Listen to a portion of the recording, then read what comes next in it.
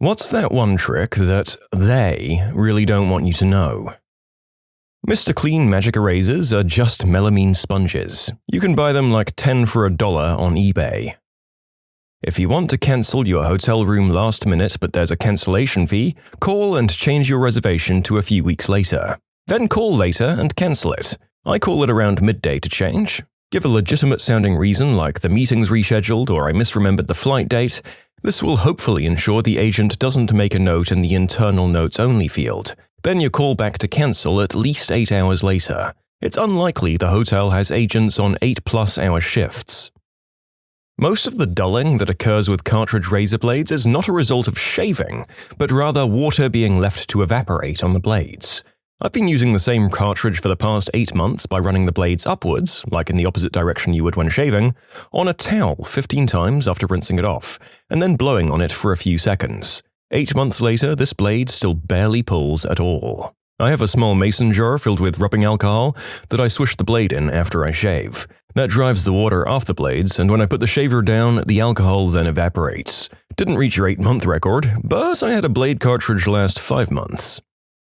You can file a complaint with the FCC if a telecom company jerks you around, and then you'll get the results you should have to begin with. You can just go to the Consumer Complaints page on the FCC website. I used this when AT&T charged me local taxes and fees for a state I hadn't set foot in for 14 months. I painstakingly crafted a Google Doc of every single penny and called them and asked for a refund. They told me that they can't refund taxes and that there was no one I could escalate to and offered me a one-time refund of $25.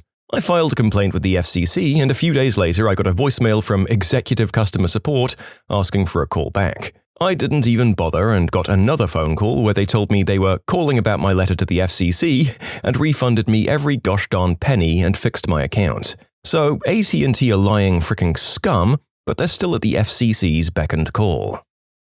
When buying a car, negotiate the price of the car, not the monthly payment. People are usually more concerned with what the monthly payment will be and are often ripped off. It's easy to do the math with an interest calculator if you have a roundabout idea of what your rate will be. Signs that say, "not responsible for damage," are usually put up by the very people who are responsible for that damage. For them, a $40 sign nips a lot of lawsuits in the bud. Anytime you order from Papa John's, use the promo code AARP25 and get 25% knocked off the subtotal. Works every time, everywhere. This is probably an ideal point for the narrator to chime in and let you all know that some of these tips may be a little dated, like this one, and I can't fact-check every single one, so mileage may vary. I'll try to take out the ones that are blatantly out of date and unworkable from now on. You're probably using too much laundry detergent, shampoo, and toothpaste each time you use those things.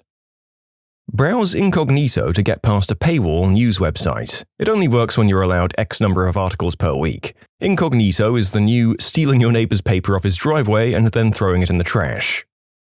Rite Aid Allergy Relief and ZQuil by the manufacturers of NyQuil are in fact the same medication, diphenhydramine HCI 25 mg. But the allergy relief costs half as much and has twice as many doses as the ZQuil. Bulk vinegar can replace a lot of cleaning products if you water it down. Pure white vinegar is corrosive. I eyeball a ratio, but there's actual recipes out there if you look for them. If you're going to make a purchase with an online retailer, it's often worth putting the items in your cart, then leaving the site for a little while because some sites will contact you with a special offer or discount code in an attempt to persuade you back into making what purchase you were going to make. It can save you a few bucks. It doesn't always work, but it's often worth attempting, especially with solely online retailers. If you bought something at a store and it goes on sale afterwards, but the store says they don't do price adjustments, buy another one and then return it using the original receipt. Within reason. I once had a customer buy a patio set for $300 at the beginning of the season. 4 months later, she saw that we put the last set on sale for $75 and insisted that we refund the difference to her. My manager very politely told her no. She then wanted to return the set and get a full refund, probably hoping that she could buy it back at $75. It wasn't within the refund period, which tends to only be 30 or even 15 days on a lot of non-perishable items. Economy size is not always the best cost per weight or volume or use. You'll often find some stores that print the cost per weight or volume in different units for different sizes. Same-size packages by weight or count might have a different number of servings, so check that as well. I once lost the ticket I'd received when parking my car at the airport. Upon leaving, I was told that without the ticket, they'd have to charge me for a full day, which was fine since I'd been parked there for a week. This was in Denver, and it was several years ago. I discovered this by accident, and I haven't attempted to do it on purpose since, and I have no idea if it would still work. It won't work everywhere. Most larger airports use cameras and number recognition software. My ad manager tried to pull the same thing, and they showed him a time-stamped pic of the car entering the garage. There are some items that are never really on sale. When I worked at a grocery store, the name brand sodas had a very high regular price, then there'd always be a sale on them. The sale might change at times, but the sale price would always be there. The sale price is what the company really meant to charge you anyway. After all, who wants a case of soda for $9 when they can buy it for $6 and save $3? I've heard that some department stores do this with clothes or other items. A $90 dress that is on sale for $55 was never going to cost $90. Here in the UK, this is regulated and businesses are only allowed to advertise a product as being on sale or marked down for a period less than it was sold at the full price. For example, if they sold a box of cereal at £2 for full price for 30 days, they could advertise it on sale at £1 but only for 29 days, at which point it wouldn't be allowed to be called on sale anymore. Most Chipotle staff don't care about you trying to rip them off. Yes, we all know that the bowl gives you more and you can get extra of whatever you want. If you're slightly more committed, you can get a free water and fill it with soda, even though they now have a sign on the machine explicitly warning against it. Chipotle does not give a single crap. They know you're doing it and it's been accounted for in the book somewhere. What they do know is that they let you think you're being sneaky, and you, particularly broke college kids, think that you're gaming the system and coming out ahead. Then you'll keep coming back again and again. Even with responsibly sourced ingredients, the biggest cost is labor, especially when greater than 50% of the meal is rice, beans, and tortilla. You could get a burrito the size of a baby and it wouldn't make a dent in the budget compared to what it costs to have 10 people cook and serve that stuff to you. At least in California, if you have a self-storage unit that you didn't pay and was sold at an auction, like on Storage Wars and similar shows, you can go to the storage facility after the auction, and if they sold the unit for more than you owed, you're legally entitled to that extra amount. Off-name and store brands are not always cheaper. They at least partially rely on the misconception that brand name goods are always more expensive to sell things at a higher price. Always check the actual price tag, even if the store brand is, quote, on sale. You're legally allowed to get a full refund for an airline ticket within 24 hours of purchase, in the US at least. I've done this before multiple times. In fact, I count on it when booking tickets online in case I change my mind in 24 hours but need to get this amazing deal now. I just figured this out the other day. I bought a ticket and the price went down the next day, so I got a full refund and bought the same ticket for $200 less. Pressing 0 loads of times during an automated phone robot will put you through to a human at customer services. It works for pretty much any company. It's been my experience that any automatic phone system with voice recognition software will immediately forward you to a human agent if you just start swearing into the phone. I've got to remember this one. Say your name and then press the pound key. Mother effer. Transferring you to a representative.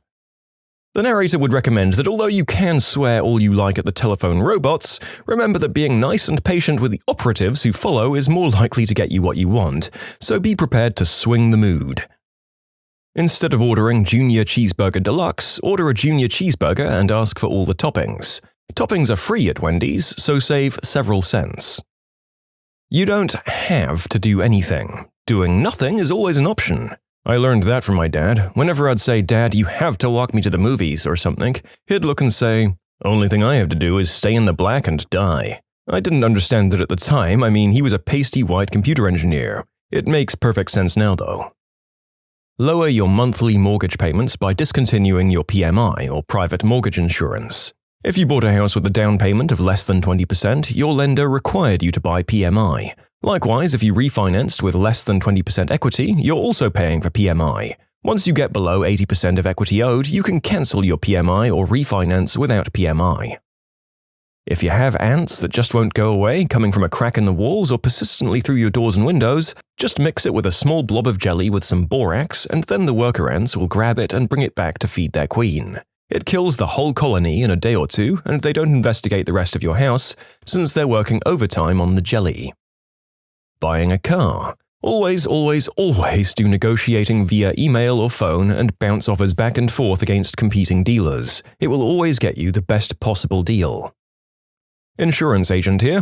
Requote your insurance at least every 2 years, and if you get hurt in a car wreck, talk to your lawyer, not your insurance agent. You can submit your own stories to be featured here on the channel. The story submission link is in the description below. And if you want to listen to some vibey music in the background, check out easymode, also linked below, and subscribe.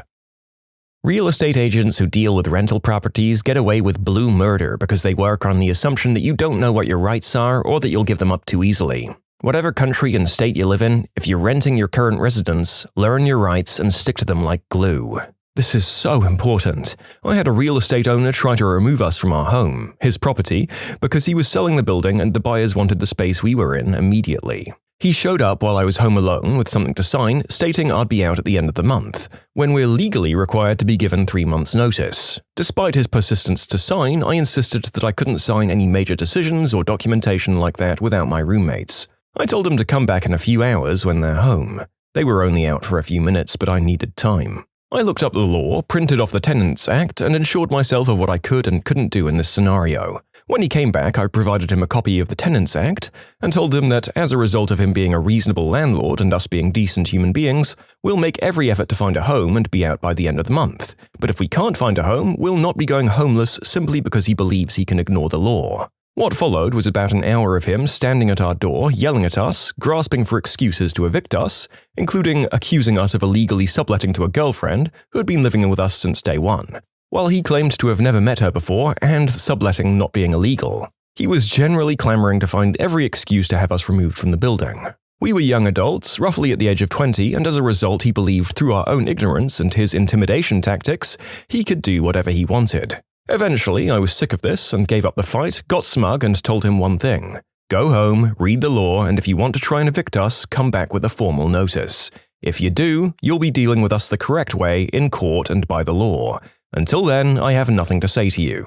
He left and never came back. I didn't see him again until we collected our damage deposit and gave him the key. Hilariously, we found a better and cheaper place about a week later before the end of the month, and he was more than willing to give us a stellar recommendation to get us out of his property ASAP. Especially as a young adult, people will consistently try and take advantage of your ignorance as you begin to learn about the law and the way the world works. Don't let them. The HR department at work is there to protect the company, not you. Be very wary of the information you disclose to them. It's not a trick exactly, but something that a fair amount of people don't know is that you don't legally have to stop for the receipt checkers at stores, unless you're at a club store, like Sam's Club, that might require you to stop or they revoke your membership. Chiropractors are not medical doctors. Some of them are great and are basically physical therapists. A large majority of them think that germ theory is a lie and that spinal adjustments can cure anything. People have even died after visits because the adjustment caused a tear in the wall of their arteries, leading to a stroke. You can contact the credit agencies yourself and lock your files so that any attempts to get new credit on your social security number requires you to unlock them. Ice in your drink at any place that doesn't offer refills is a total rip-off. Ask for half the normal amount or none at all. I tend to always get water and they still fill the glass with ice first. Yep. As much as I love a cold drink, I want more than 100 milliliters of drink in my 300 milliliter cup. And yes, that is not an American-sized restaurant drink, because honestly, you guys are all nuts over there. The juror's right to nullify. It's our right to refuse unjust laws. There was a lot of press around Denver recently for people informing others that jury nullification existed. Arrests were made and charges were later dropped, but it's definitely something the legal system doesn't want to be common knowledge. I believe this was employed quite a bit during Prohibition in the US, and people were found not guilty of the crime of bootlegging by a jury of their peers. It was also employed by awful bigots during the Jim Crow era to let other white racists off the hook for hate crimes, but can we please blame the jury selection process in those cases instead of jury nullification? You don't actually have to pay the asking price for entry into the Metropolitan Museum of Art in New York City. They make it seem like it's the price of admission, but it's really just a suggested donation. They make more money than they need to from wealthy donors. When you go to pay admission, just give them $1. Many stores have rules that prohibit employees from confronting someone they think to be a shoplifter. I've never shoplifted, but I had friends who took advantage of this. Don't do this, by the way. My friends eventually did get arrested. My store does this. As a cashier, I'm not allowed to confront a shoplifter even if I have proof. I'm only allowed to call a manager and hope that asset security is on point. What I can do is point out the item innocuously if it's in sight. 10 times out of 10, the customer will either give it to me to scan and say it slipped their mind, or say they decided they don't want it. You can almost always get a better price for a hotel by going directly to that hotel's website. Expedia, Hotwire, and stuff are kind of pointless. Also, you can't get a refund from those sites and you will get the worst room available. I use them to search hotels in the area and then compare. Then I pull up the best hotel's website. If the second baseman comes back from a meeting with the pitcher smiling, don't take your foot off the base. Grocery stores. Everything in a grocery store is pre-designed to take as much money from you as possible. The bread and milk will be in locations where you have to walk through or around the entire store to get both. The more expensive brands are at eye level, and they pay for this privilege. Cereal box characters look down right at children, which connects at a psychological level to make them want more cereal. Checkout lines have candy bars at child reaching level intentionally. New floor designs are even consulting casinos to no longer have rows and be more maze-like to keep you in the store for longer. Flyers mailed to you with your name and address are tailored based on your points card buying patterns. Good smells are intentionally pumped in to make you hungry. The list goes on. Joke's on them when it comes to checkout candy. My 2-year-old son has stolen so many candy bars, even in the cart he can reach them. Then he tucks it into his pocket. Took me a while to figure out where the candy comes from, and now I watch him more when I'm checking out. But he still grabs a bag of M&Ms every once in a while. Jury nullification. They literally don't want you to know this, they have to try to screen for it. Your children's teachers don't want to tell you that they can only fail a certain percentage of their roster. So, your little snowflake who is as dumb as a post and disruptive and always getting into trouble is being kicked down the road to the next teacher to deal with every year until they get the final kick across the stage to graduate, so the school can have high graduation numbers. This makes the administrators look like they're competent, most of them aren't, and the teachers look like they're amazing, some of them still are. And the school will look like it's great so everyone can keep their job, get more cash next year, and do the same to the next class. My source? Well, I'm part of the system and part of the problem.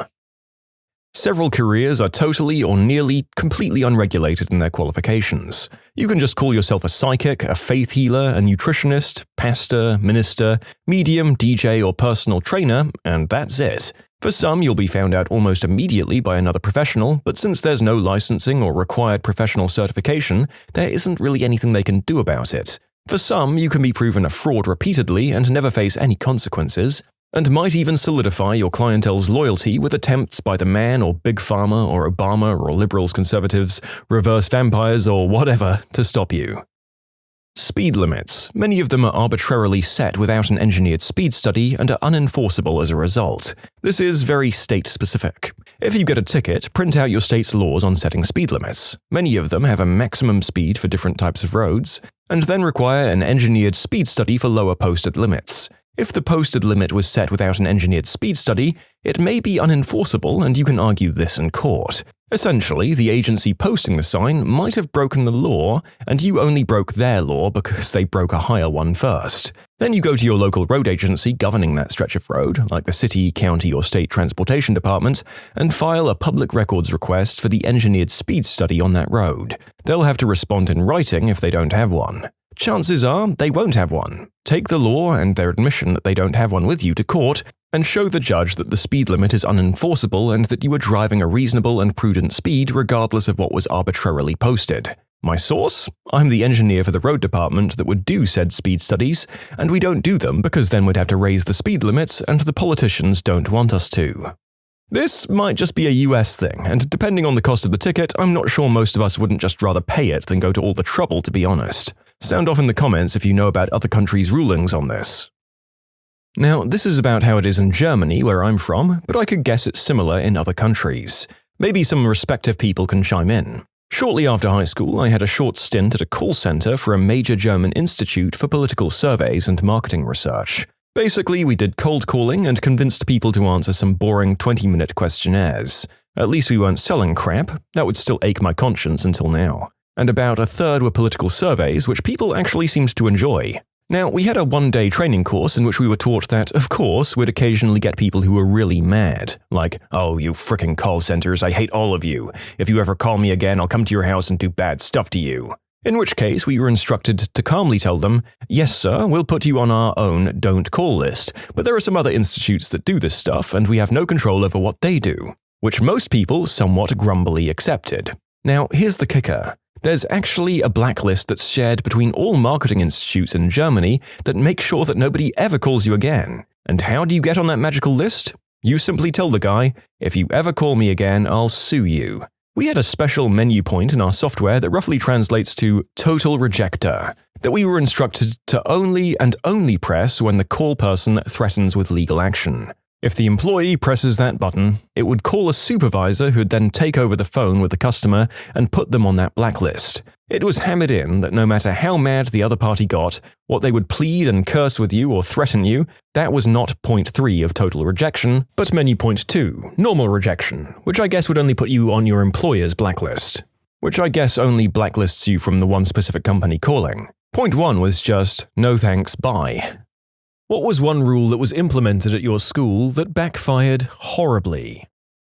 My senior year of high school, we got moved into a new school building across from the grocery store. The builders put up walls over the plumbing for water fountains by accident, so there was a huge increase in reusable bottles, and the school put up a vending machine entirely full of water. Now I suppose it's time to mention that this was in Washington State, where you can sell liquor in grocery stores along with anything else. So, some freshman got the bright idea to start stealing vodka from the store across the street, fill disposable waters with it, and sell it to other students. This caused a huge problem with a large population of drunk underclassmen wandering the halls of the school and getting into trouble. Finally, the staff got together for a meeting about what to do. Someone suggested banning water bottles. So now students had no access to water during school hours, and everyone was enraged. There were articles written about it and parents complaining. People all over town were talking about how we had a ban on water. They eventually lifted the ban and the alcohol problem resumed. In conclusion, my school had kids selling booze in water bottles and banned water.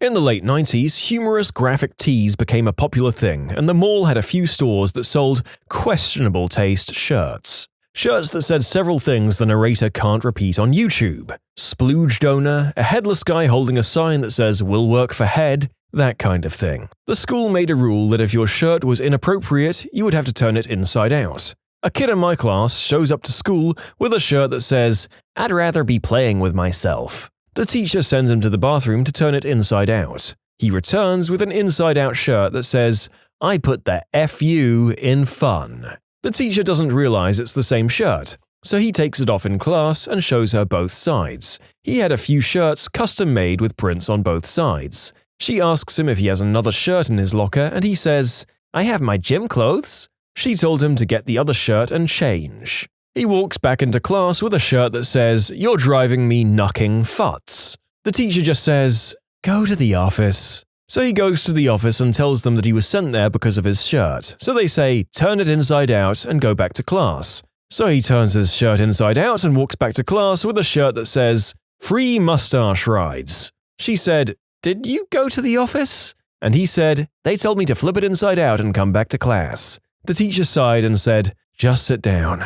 She went about teaching and we thought he had won. But he ended up getting suspended for 3 days. When he returned from suspension, he wore shirts for probably a whole week that said, "I love teachers, support your local teachers union, cops are the good guys, substances are bad, wash behind your ears, etc." It was funny because he made these overtly positive shirts and the teachers and students would try to read into it too much to see what they really meant, as if it was just a tongue-in-cheek thing that they didn't get. Eventually, one of his positive shirts that he'd found said, "Support single mums," but he claims he didn't realize that there was a silhouette of a woman on a pole. He says that he thought it was just a woman, so he got suspended again. As a side note, the same kid bought a blow-up doll and took her to every football game, basketball game, pep rally, and a few other things. and gradually worked her into official school functions and brought her to school several times. For whatever reason, the teachers just gave up on that one. We passed her around over our heads at graduation. He even brought her a cap and gown. I'm friends with him on Facebook, and he's a truck driver and bodybuilding enthusiast.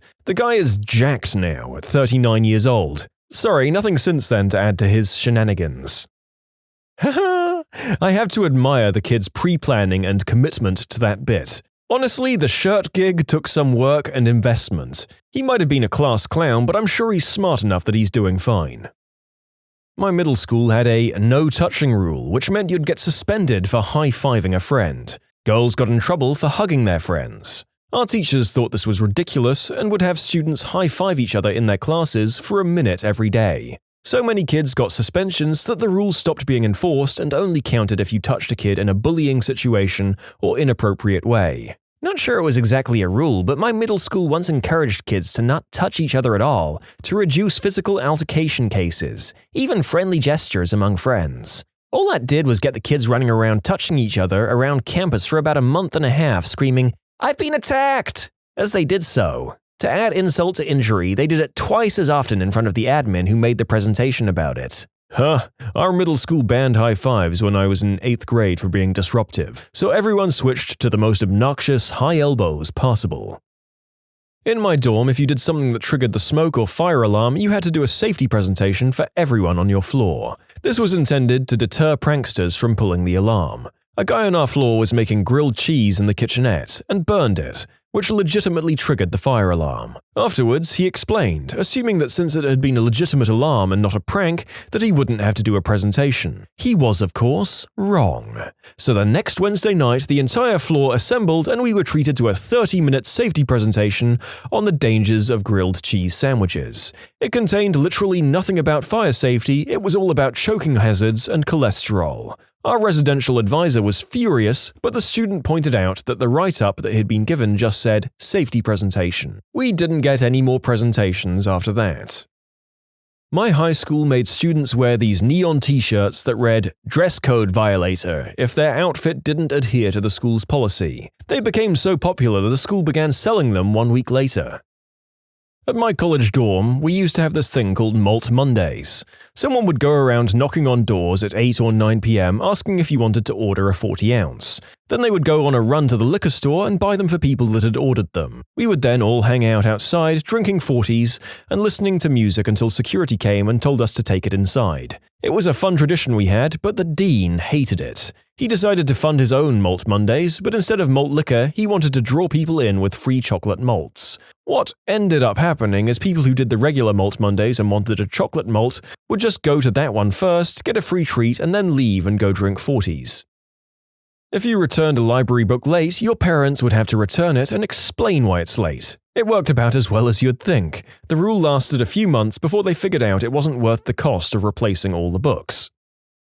My 4 years of high school were full of my school trying out new policies and procedures to use in the future. My sophomore year, my school decided to make tests count for 100% of the grade, and homework count for 0%, but it was still assigned. And as you'd expect, kids did absolutely no homework. The ones that didn't retain information well, or were bad test takers, struggled pretty hard to make the grade without homework padding it. Our failure rate was pretty high that year. Then, my junior year, they brought homework grades back and made a new rule that there was no due dates, nor penalties for turning in late work for your 6 weeks. We didn't do quarters. As long as it was before the next 6 weeks started, you were good. This led to students doing no homework until the last few days of the 6 weeks, and teachers had to accept and grade them all before grades were due. This put teachers under an immense amount of stress by causing them to work insane hours and spend every hour at home grading, which made them very irritable and more likely to just shove pointless activities and busy work at us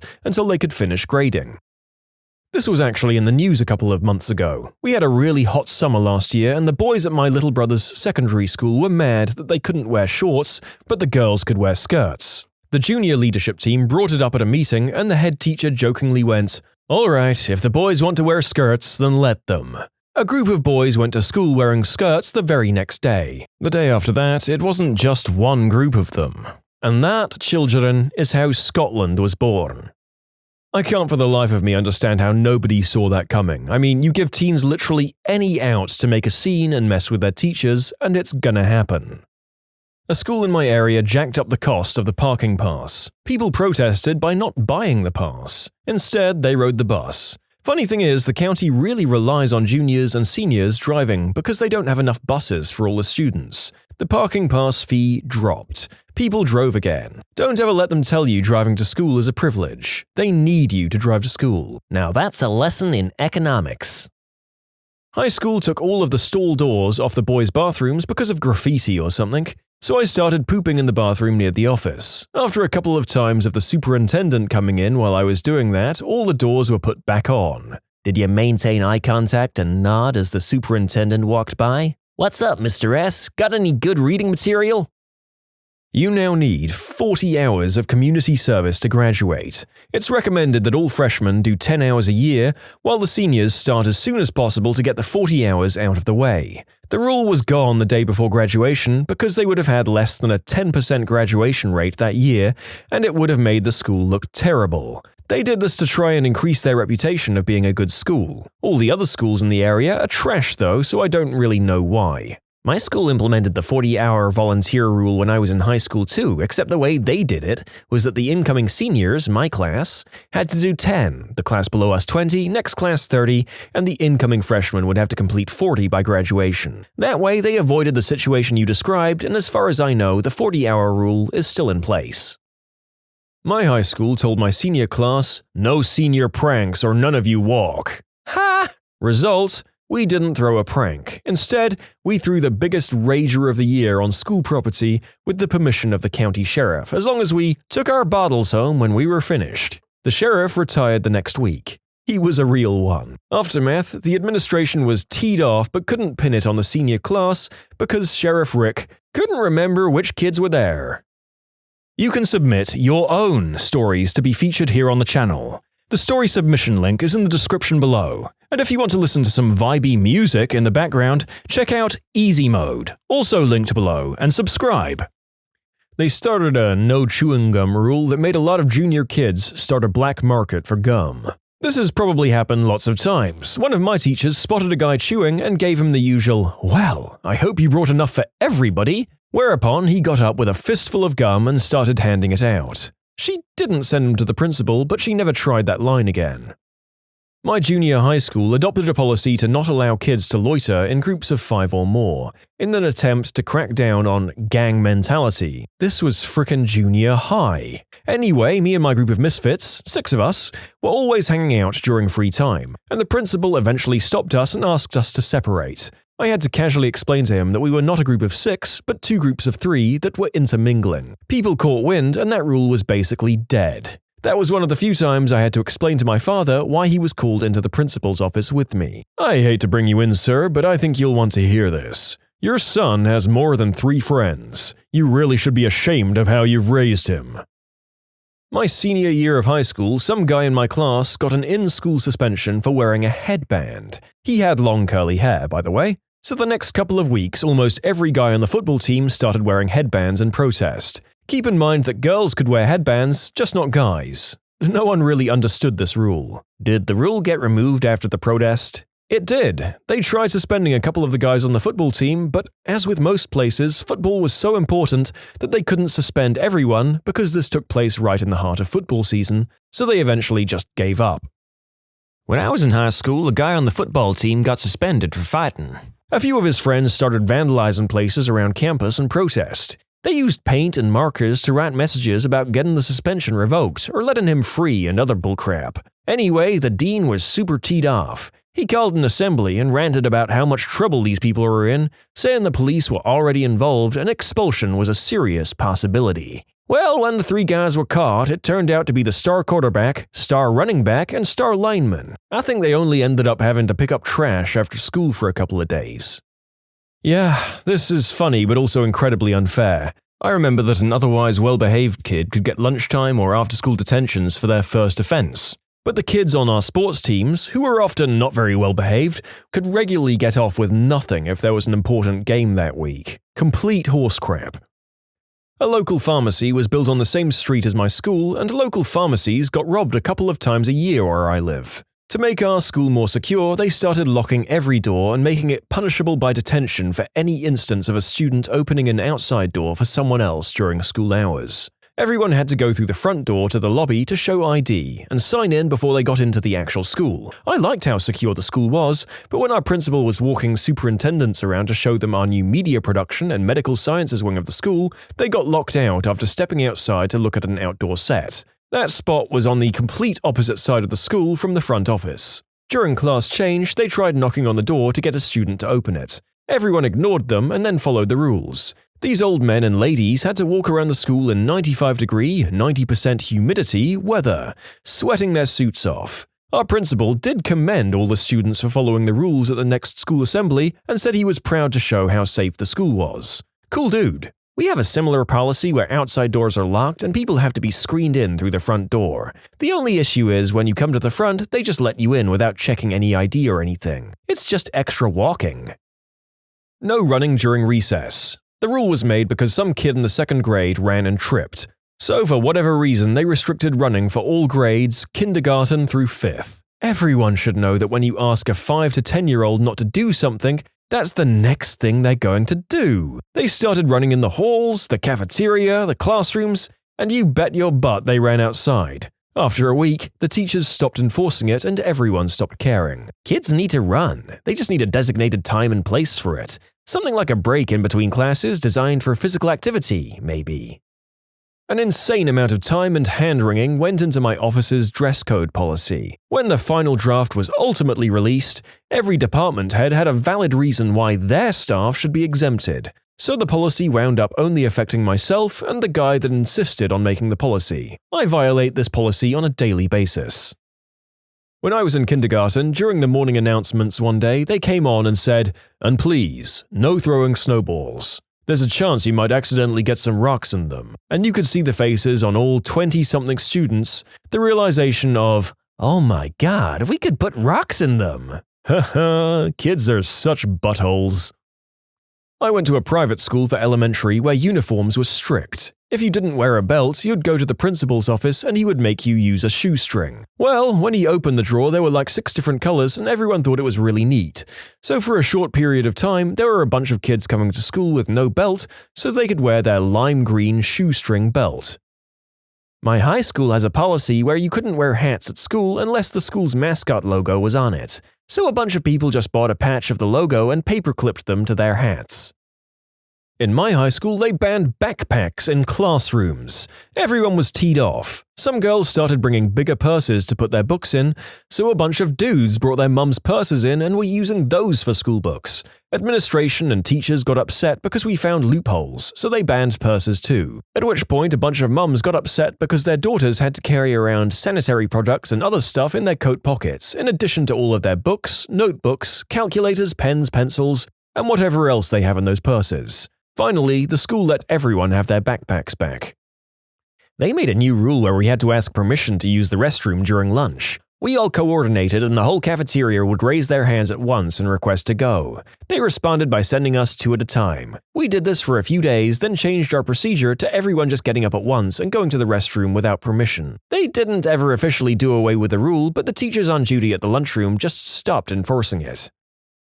Zero tolerance, which means if you're involved with fighting, you'll be kicked out. No questions asked. They thought it would mean no more fighting. No, it means that if the bully is beating up a kid, no one would step in for fear of involving with the fight and getting kicked out. No one would snitch because it means the bully will target you next, and now you're involved in fighting and get kicked out. It's a crap policy. I remember reading once on here that some kid was getting bullied and not even fighting back. He fell victim to this, so the parents went into the principal's office to talk to them about it. They reiterated what this zero tolerance meant. So the dad turns to their son and says, "Okay, next time they bully you, absolutely destroy them. Break their faces." What? You can't tell them to do that. You just told my son that no matter what, he's going to get suspended. So this is what he has to do to protect himself. Yeah, I can see the argument for this kind of policy, but it really has to be enforced by security cameras or a really vigilant investigative process after the fact, to make sure that victims aren't the ones who end up getting punished. My high school attempted to ban trip pants and the like. However, due to a hilariously overlooked typo, the student handbook that got sent to students and parents just said, "Students may not wear pants." We had a good laugh and it made the local news. Unfortunately, this does show the quality of high school I went to. I wasn't ready for college. Students may not wear pants? Shows up in a kimono. Or interpret it the British way and go to school commando, though that's really unnoticeable. My high school had a really bad problem with students showing up to class 5 minutes late every day, so they tried 3 different solutions. First, they stopped letting us use lockers. They quickly found out that just meant nobody brought their books to class. Next, they decided to ban the use of restrooms during class periods. Teachers started complaining about everyone asking for a bathroom pass as soon as class started, so that was abandoned after a week or so as well. Lastly, one week they made a ton of announcements Monday through Wednesday that all students were to be on time for class.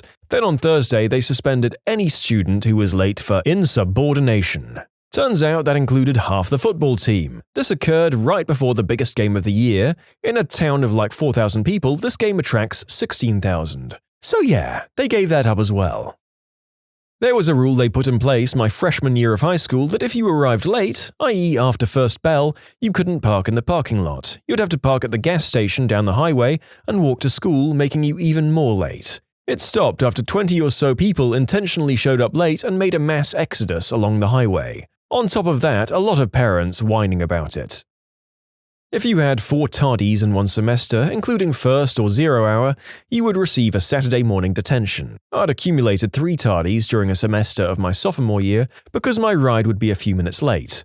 I proceeded to skip school anytime my ride or myself would be late, and eventually a vice principal noted my absences. Naturally, he asked why I was missing so many days of class. I explained to him that I wasn't going to get a detention for going to school. His only recourse was to suggest that I try to be on time more often. Felt good to walk out of his office knowing that conversation didn't go how he expected.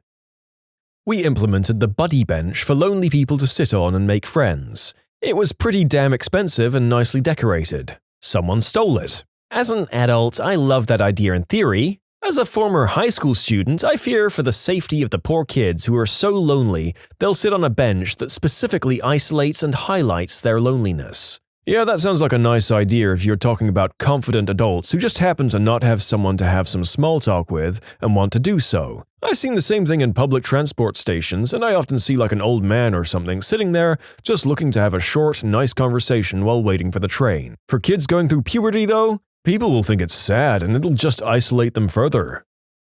My school banned all balls over a couple of inches in diameter because someone kicked a football through a window during lunch. Most of us that walked home walked past the woods by the golf course and had a ready supply of golf balls as a result. Golf balls were allowed under the new rules due to their size. 3 broken windows in one lunch period, and later, they weren't allowed. There was a sign in the boys' bathroom asking not to bounce balls on the walls. You can bet that wall got humped a lot. What was your worst, sucks to be right moment? I have, to this day, been 100% accurate on how terrible guys that my lady friends, ones that I'm not interested in, should avoid. One of my friends got syphilis from one guy because he was messing around with 3 other girls at the time. Another entered into a very upsetting and tumultuous relationship with another scumbag. There are others, but they just never seem to believe me when I can pinpoint scumbags. I bet we're being acquired and all losing our jobs. Whole company meetings aren't fun. Internet-based company, the internet went down for 30 minutes. Everyone was getting ready to go, and I was just about to shut down my machine when the net came back online. I decided to announce said fact. You sound like a butthole. He sounds like the guy who reminds the teacher about homework that was due. It was one of those not thinking at all moments, guys. I was staring at my screen while Windows closed, and up popped, "Connected to the network." Stupid, yes. Malicious, no. When my girlfriend told me she was pregnant for the first time, I told her we had to wait to tell her parents because we needed to get a lot more support from various other people before telling them. I knew her mother's reaction would be bad. She told her mother over the phone the next day. Just as I'd predicted, her mother reacted very, very badly and proceeded to ruin the next 3 years of my girlfriend's life. I wondered out loud if my little sister had an eating disorder. Whoops.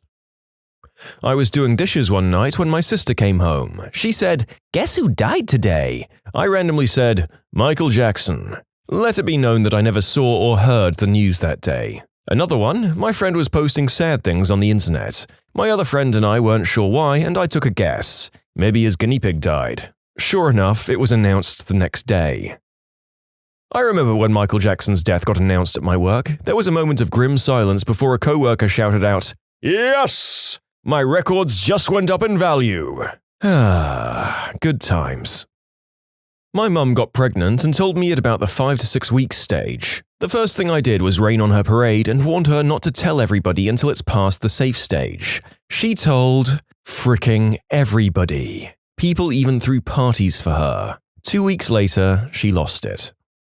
I wore a seatbelt when no one else in the car did. There were 4 of us in the car. I was fine, 2 others were decently hurt, and one guy was tossed through the windshield and hasn't walked since. I'm sorry to hear that. Was drinking involved? Sorry for asking. Not at all, actually, which is the question we always get. It was icy and visibility was crap. High speed was the ultimate issue in the end. I told my mum that if she didn't do something about her weight, she'd get diabetes. I didn't think she'd lose her legs, though. This hits close to home. My father is a diabetic and he doesn't take care of himself at all. I hope your mother is doing okay despite everything. Well, she did end up losing the weight in the end. I was sure my sister was the product of my mother cheating on my father. My mother was very close friends with a neighbor and would spend lots of time at his place at night. When my sister, who is considerably younger than me, was born despite my father being away for most of the year, I was pretty sure. She finally admitted it to me over summer. My ex-wife defended a guy that was remodeling her mum's house after I said that I thought he smelled like horse crap. I saw the way she looked at him and called her out on it, asking if there was anything I needed to worry about. That Friday, we got into some bullcrap argument, and guess where she went? She spent the weekend with him. Marriage over. When I said that my mother wasn't coming back, read ever, to pick up my siblings. My mother wasn't the best one on the planet. She gave me up to my grandparents when I was young, and later, after I turned 18 years old, she left them at my doorstep with no warning or explanation. It wasn't the first time they'd been left at my place with no warning, but somehow I just knew that in this case, she wouldn't be back in a week after whatever substance binge she indulged in.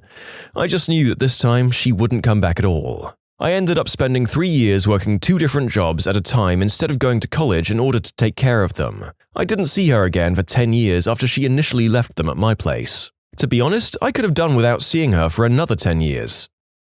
I told my mom that she would die before the year ended if she didn't listen to doctors' advice about her medical problems. She died on December 8th.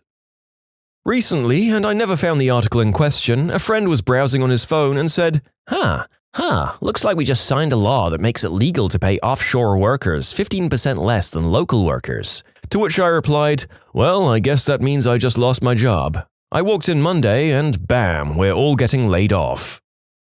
35-year-old here, so I have a more long-term strategy, but every day I see people, friends and family, struggle with stupid crap that I've tried to let them know about, in as friendly a way as possible for years.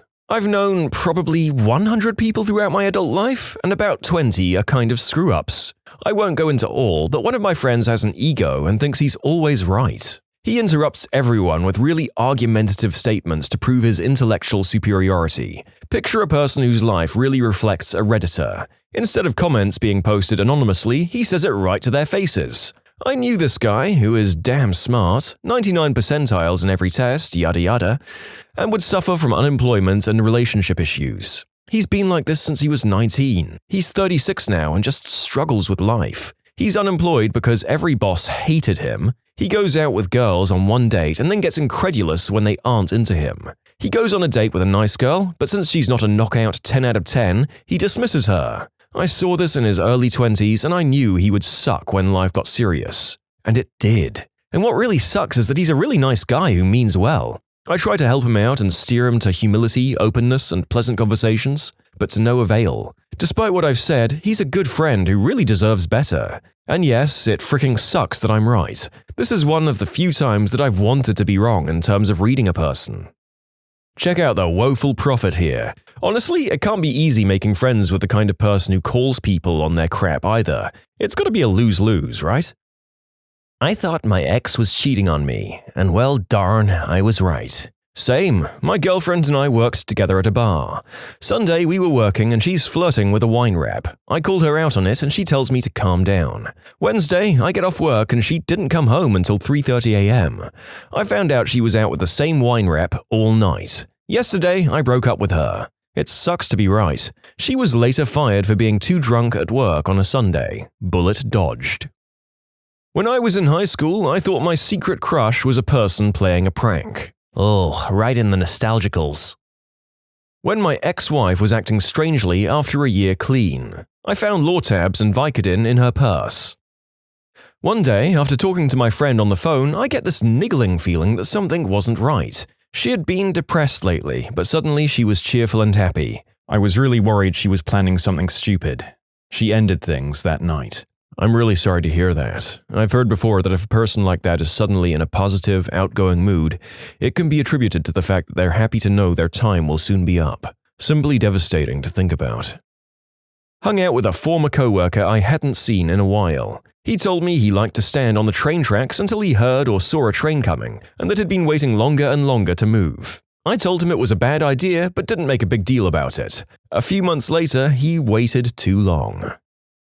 My mum was a severe alcoholic who also happened to tend bar. About 6 years before she passed, she started to have seizures while in withdrawal. Electrolyte imbalance in my best guess. She had one on a concrete floor and it fractured her L2 and L3 vertebra. When this happened, she gave up on life. She lived with her father, laid in bed 22 hours a day, and tried to fight for SSD. She put on a lot of weight. I tried and tried to pull her out of this hike she had created for herself. I offered to take or pay for classes with her, tried to involve her with my social life, my wedding planning and the like, to no avail. Always an excuse. Suddenly, she was in contact with a guy from her past. They'd dated when I was 6, so this is about 20 years later. In 60 to 70 days, she dropped about 50 pounds, swimming 8 hours a day. She changed her looks, basically started taking care of herself, in preparation for meeting up with him in his home state. Which would have been great, but it struck me as wrong. She wasn't doing it for herself, it was for him. She was supposed to go for 15 days, but she kept delaying coming back. So much so that she missed my wedding. When she came back, she showed up at my place with a celebratory bottle of champagne. I refused to drink it with her, as the doctors told her 6 years ago, "You either keep drinking to avoid the seizures or go cold turkey." I am not an enabler. This started off as a conversation that led to me expressing my fears. She went atomic on me and left. Off to Florida, into the arms of this guy. She was with him for 2.5 months, then had a seizure, came home, and died. And I am so fricking mad at her. I can barely think about her without my throat closing up. The worst part is, after she died, everyone who cared tells me they could see it coming. Really? Really? Why didn't you say something? Maybe if you all had, she might have screamed, yelled, or even cut you out of her life, but at least she might be here. That and my brother and sister telling me they drank with her. In conclusion, I told my mum I was afraid of what might happen if and when her relationship didn't work out, and that relationship ended 3 months later, and my mum died 2 months after that. Fricking alcohol. You can submit your own stories to be featured here on the channel. The story submission link is in the description below, and if you want to listen to some vibey music in the background, check out easymode, also linked below, and subscribe. My wife's family has this ongoing drama with the oldest sibling, her sister who is 32 this year. The sister, who we'll call Sarah, decided to marry a 20-year-old smackhead, literally, 2 years ago. For some reason, she thought that marrying him would change him. Big surprise, it didn't. Myself, along with every other member of the family, tried to tell her that just because she married him, it didn't mean he'd stop cheating on her, abusing her, emptying her bank account, stealing her crap and then disappearing for an entire week at the time. She didn't really listen. So what did she decide to do? She decided to get pregnant. Yeah, he got clean for a bit, a whole 6 months. I even started to think I might have been wrong about him. Nope. 6 months after his child was born, Sarah calls my wife up, sobbing that he'd been gone for days and she didn't have any money in her checking account. Don't get me wrong, I care about Sarah and I love her as if she were my sister by blood. But I do think she's the dumbest person on the planet. So what did she decide to do? Get pregnant again. Oh yeah, this time the baby will really force him to change his ways. Fricking genius. Now, before anyone says that we should have done more to help her, you don't know the whole story. It's literally worse than any of the worst Lifetime channel stories about battered women. Let's just say I'm not the only member of the family to fly cross-country, we live in the Pacific Northwest and they live on the East Coast, to help her pack her crap up and drive her dumb butt back to this side of the continent, only to watch her drive her dumb butt back in a few months. Yes, this happened more than once. We've pretty much, as a family, told her not to call us the next time he cheats on her or leaves her and the kids for days or empties their bank account. When I stated that one chief on my submarine was not fit to stand chief of the watch, 1 month later there was a flood in the sub caused by said chief. A lot of these responses are quite brief and have very little in the way of follow-up. It kind of feels like a potentially disastrous and life-ending event like this needs to be expanded on. My brother bragged to me that he was making a lot of money for himself selling substances. I told him to stop, he'd get arrested and would get kicked out of his college. He didn't stop. My best friend was looking very, very sickly after his diagnosis. I tried to be optimistic when they were talking about treatment options, but my gut was telling me he wouldn't make it. It was right. Same thing happened with my grandma. They were optimistic after surgery, but I wasn't. I was right. I still feel like a jerk even though I don't believe my optimism would have made a difference. I have two. Here's the fun one. Boss, I really don't think this expensive third-party service is going to hold up. It's having database problems like crazy and their tech support is just not helpful at all. Whatever, we'll be fine. 12 seconds later. Oh my god, the whole thing exploded and… Yeah, I know, I built a backup server in my spare time just in case. Employee of the Year. And here's the unfun story. I suspected my ex was lying to me and underplaying her alcohol problem. After multiple, "Hey, sweetie, this bottle under your sink isn't really Poland Spring, is it?" followed by a massive fight, she had to become my ex. I know I got off easy in comparison to a lot of people who have family or significant others with drinking problems. This whole group of stories is full of them. When Princess Di died, my mother said, "You know, if Mother Teresa were to die tomorrow, no one would notice because of this insane media frenzy." A week later, Mother Teresa died. Hardly anyone noticed, the media was deluged with pictures of Princess Di's funeral. My roommates and I need to pay our rent with one check. Since one of my roommates usually can't come up with the money until the last minute, we don't have time to write each other checks and wait for them to clear. That means we usually give each other roughly $600 in cash. Last month I offered to meet my roommate at his bank with the cash, which I normally don't offer to do. He said no and that he'd just deposit it on his way to work the next day. Well, 3 days later, I get a frantic phone call from him saying that his man purse was stolen and he had never deposited the cash, which included mine and my roommate's and his own money. A total of $1,700 gone. That doesn't even include his previous 2 paychecks, which he had never deposited. Funny thing, the week prior to this, he was boasting about having a few grand in the bank, which is why he had waited so long to deposit the cash and his paychecks. Not anymore. I was dating a girl for a few months and everything was going good, to my knowledge. Then one day, she simply stopped talking to me. Last conversation consisted of, "I'm going to the movies with some friends tonight." "Alright, well, let's do something this weekend." "Okay, I love you." That was the last time I talked to her in over 9 months. She never answered a phone call, text message, or anything, and completely deleted me out of her life. There was no real breakup. 9 months later, I started thinking, oh crap, what if I got her pregnant and she bailed on me? So I got on Facebook to try and see if there were preggo pictures or baby pictures. Nothing. Completely private profile. I friend request her. She actually accepts, to my surprise. I browse through the pictures and see nothing. She messages me and asks if we can get together. We meet up and I ask her what the heck happened. She said that she got pregnant, freaked out, and bailed on me. She then went to a clinic so she wouldn't have to have the baby. I still can't talk to her to this day. I have a 23-year-old acquaintance who hangs out with teenagers aged 16 to 19 most of the time. It's weird. Twice before he's asked out girls shortly after their 18th birthdays. I came up with a theory that he becomes close friends with them when they're 16 to 17, hangs out with them a lot, gets to know them, and then they'll already be good friends by the time they're 18 and they'll want to go out with him. He just asked out a friend of mine the day she turned 18. She said no. I'm so proud of her. Thought my ex was cheating on me. A couple of days later, I found out that she slept with 5 different guys in one night and had been sleeping with other guys consistently. I met up with some friends to go to a concert and my best bud wasn't there yet. He wouldn't answer his phone at all and I was getting really teed off, and I ended up having to give his ticket away. Throughout the night a couple of times, I was jokingly saying, "He's either dead or in jail." He got into a bad accident on the way from work and died that afternoon. I was worried that the Star Wars prequels wouldn't live up to the original trilogy. I was worried that the Star Wars prequels wouldn't live up to the prequel trilogy. I saw the prequels first. I was severely disappointed in the CG and lack of double-sided lightsabers in the original. Well, we've done it, folks. We've reached the inevitable cesspit of Star Wars finger-pointing that you find if you look anywhere on the internet for long enough. Oh, I really shouldn't take another shot. 5 seconds later. I outed my dad at Thanksgiving several years ago. He denied it, but a few years later, after spending too much time with one of his friends, my mum kicked him out of the house. They divorced shortly thereafter. As a child, I was standing next to the neighbor's trampoline, examining the springs. Tugging on one, I said, "This one's loose." I distinctly remember that my hand was back at my side when it popped loose, ricocheted off my face, and flew over the neighbor's one-story house.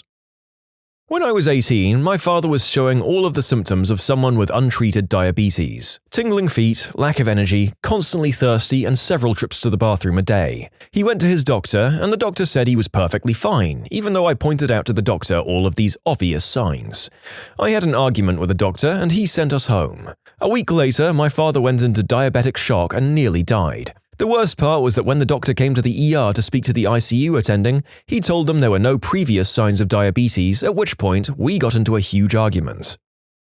My mum called me while I was in class and left a voicemail on my cell phone. She had called from her cell phone, and I knew as soon as I saw her name pop up that something awful had happened, because she hated that phone and never used it if she could avoid it. The message was that my dad had just died from a heart attack. I told my brother his girlfriend was going to hurt him if he stayed with her. 3 months later, he came home from AITA to find her sucking some eggplant in his car outside their shared apartment. That particular eggplant belonged to her stepbrother. I didn't think a girl liked me, so I asked her out. I was right. Well, at least you got an answer. To me, not knowing is worse than rejection. My friend was drunk and got into a fight with her boyfriend at her birthday party. I told her she was too drunk to drive and we argued about it for a while, but she had gotten a brand new BMW 6 Series for her birthday and wasn't going to leave it parked there or let someone else drive it. Shortly after that argument, no one could find her and everyone was leaving the party. It took forever to get home because half a mile away, the road was blocked due to an upside-down BMW 6 Series in the middle of the road. She was fine, by the way. Coming up on a year since my best friend took her own life. I knew she knew where her dad's hunting weapons were because she told me. Several months passed. We'd talk every day on the phone and she would be singing to my son. One night she calls me and I answer the phone. We talk about boys and the usual stuff. After I asked if she wanted to talk to my son, she said yes and I handed him the phone. He was 6 months old. She sang to him one last time. We said our goodbyes and I love yous. The next morning, I was calling her to talk about something, but I couldn't reach her. I called a couple of times throughout the day, but this is normal for her. She wouldn't talk on the phone. A couple of days pass and she's not answering her phone. I didn't really think much of it because it was usual. Her boyfriend wrote to me on Facebook to call him and I already knew. I knew that I'd lost my best friend and I knew that she was gone. Right after she got off the phone with me, she had taken her own life. She was bipolar, but everything seemed to be working lately. I hate to say it, but I knew she was going to take care of herself, but not when she was going to do it. My son still listens to her sing to him because of a video of herself singing left up on YouTube. I still get to see her smiling face and hear her beautiful voice.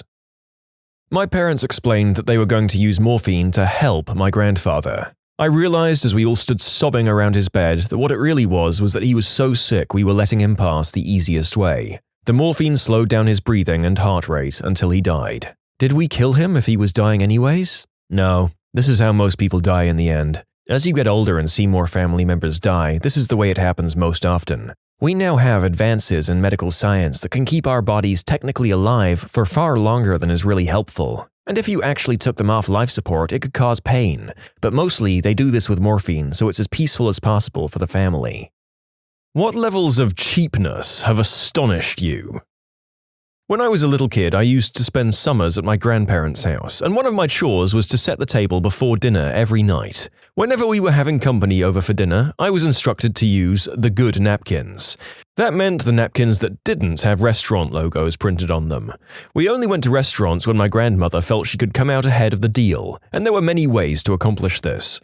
She clipped coupons, of course, but that was kids' stuff. Anytime she did anything for someone, she'd get them to take her to dinner to return the favor. She had an enormous purse, which generally came back stuffed with napkins and food from the buffet.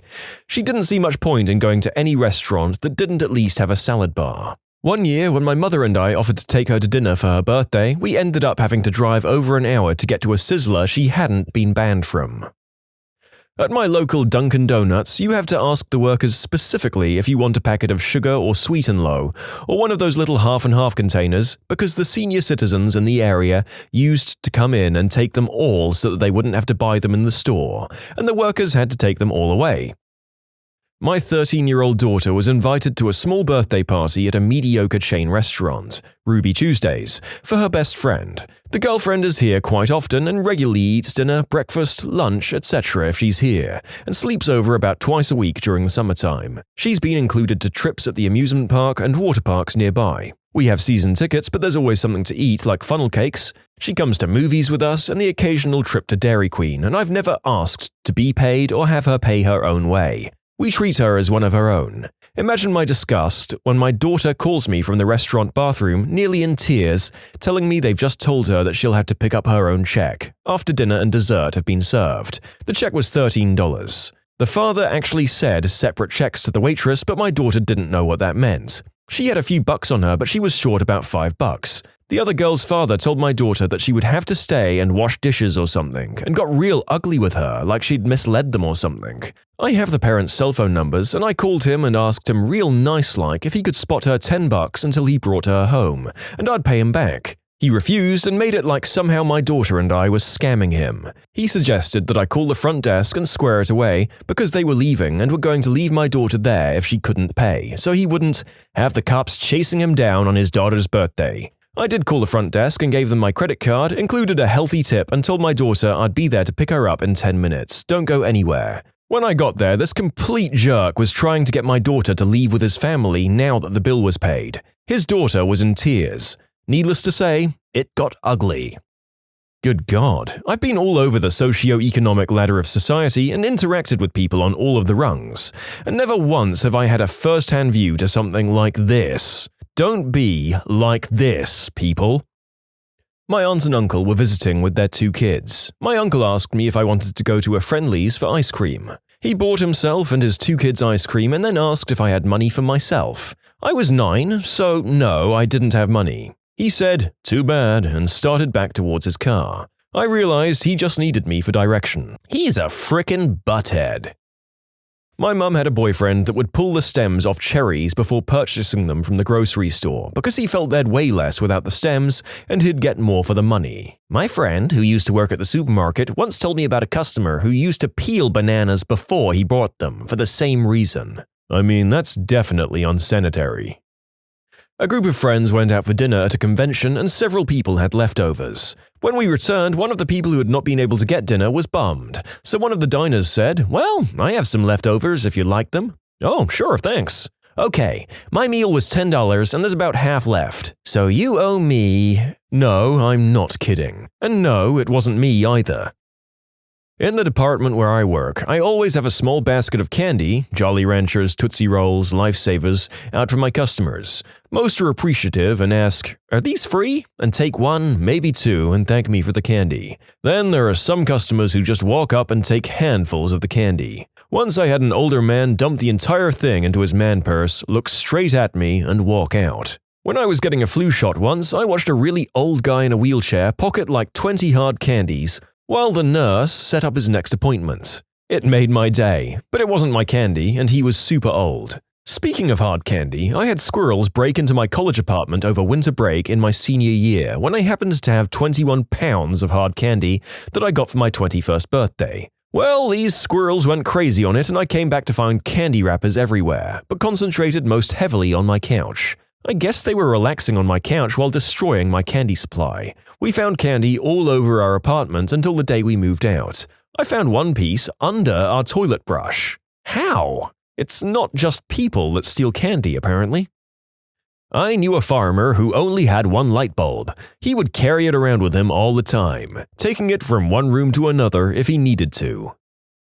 The company I work for won't buy us pens. Start using crayons. I don't have any crayons lying around at work, but I have filled out a record sheet in nothing but pink highlighter. Last night, this happened at a fair. The man at the front of the line for ice cream offered to pay for all the kids in the family behind him because he was taking a while to order. He gave the booth $40 and said whatever was left over should go to the charity. The church was running the ice cream booth. The people with the kids' ice cream totaled $21 and they insisted for the change back. It wasn't even their money. When the lady refused, Mum asked for the manager. What the frick? She didn't get the money, but she walked away teed off. To top it all off, the guy in front of her had already taken a while, hence his generosity, and then her bickering took even longer until they were moved off to the side, so a huge line behind her was teed off as well. She was a witch on multiple levels. Witchception. I work in a subway and an evil woman came in one day. It was busy and she took forever to order, asking a million questions and complaining about everything while an entire line is behind her. She gets to pay, but, "Oh, I don't have enough money for that." The nice old man behind her offers to pay for food sincerely, and she thanks him. She goes to sit down and then gets up and complains to us while there's a busy line because she wants us to turn the ceiling fans off. They've never been off in the 3 years I worked there. To finally kick it off, she gets back up before leaving, orders 2 more footlongs and pays for it with no problem with the same wallet she said had no money in it. We were all shocked at this evil woman. See, our McDonald's is awesome. We had a similar situation where someone was slightly short on their meal. It was like £21.80 and they apparently only had 20 quid. So the cashier was really nice and let them have it anyway. So the person behind gave the cashier the missing £1.80. Later, the same guy comes up to try and order a McFlurry. Midway through the order, the person who served them last walks over to the till and presses cancel. "I'm sorry, sir, we don't do free meals." He looks over and asks what he's talking about. "Well, you said you only had 20, remember? And you spent that." He looked like he was about to explode. It was brilliant. You can't con our McDonald's. I work at a hardware store. Someone came in needing parts for gas line repair. Once I got him set up with all the pipes and fittings, I asked if he had the right tape for it. You need a special type of Teflon tape to have the perfect seal and prevent gas leaks. He replied, "No, can you get me some?" I grabbed the tape and he asks why I grabbed the yellow tape, $4.99, instead of the blue tape, 99 cents. I told him that blue is for the water line and using it could very likely cause a gas leak. After trying to convince him for 10 minutes to just spend the $4 extra on something that would likely save his life, I walked away. I came back from my break, and it turns out the guy put back all of the black iron, gas pipes and fittings that I'd chosen for him, and got the galvanized steel, water pipes and fittings instead, for a total of $15 cheaper, as well as the blue tape.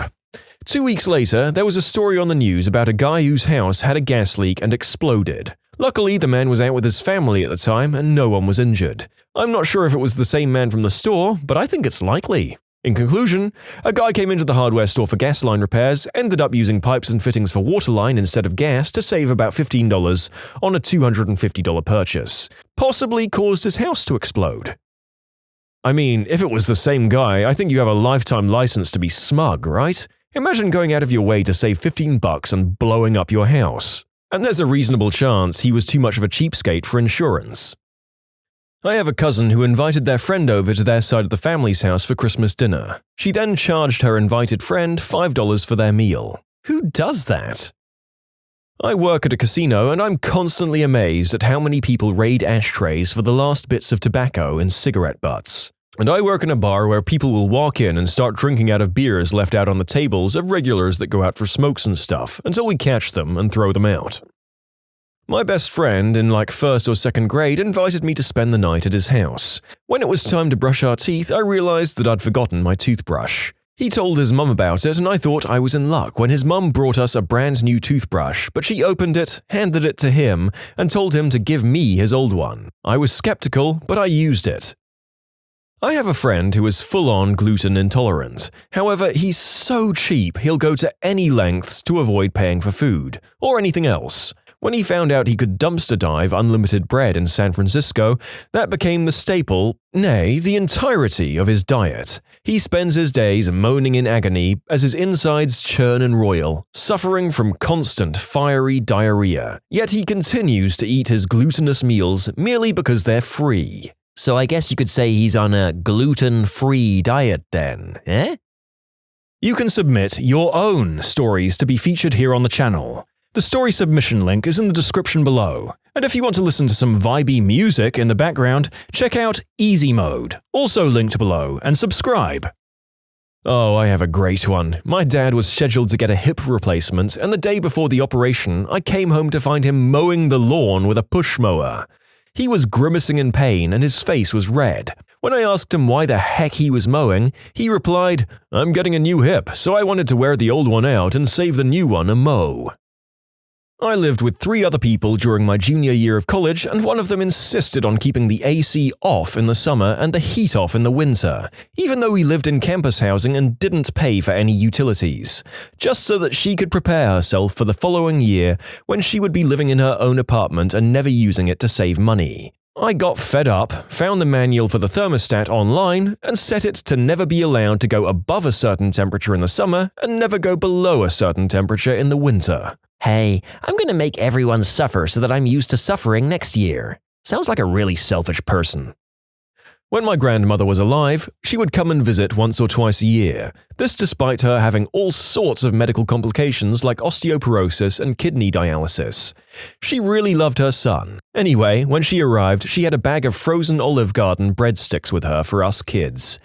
At that time in my life, I went, "Ew, gross." But now that she's passed, I asked my dad why she kept doing that. The answer was, "When she took you to Olive Garden once, you said to her that you really liked those breadsticks." I was shocked. Turns out Grandma wasn't so much cheap as old, weird, and crazy in love with her grandkids. My grandma did something like this. I went to her house one time and she presented me with a giant jar of pennies. I was really confused. Turns out that 5 or 6 years earlier, when I was quite young, I told her I collected pennies. She kept every single penny she got since. At IKEA, coffee is bottomless. Now a cup is free with the IKEA family card.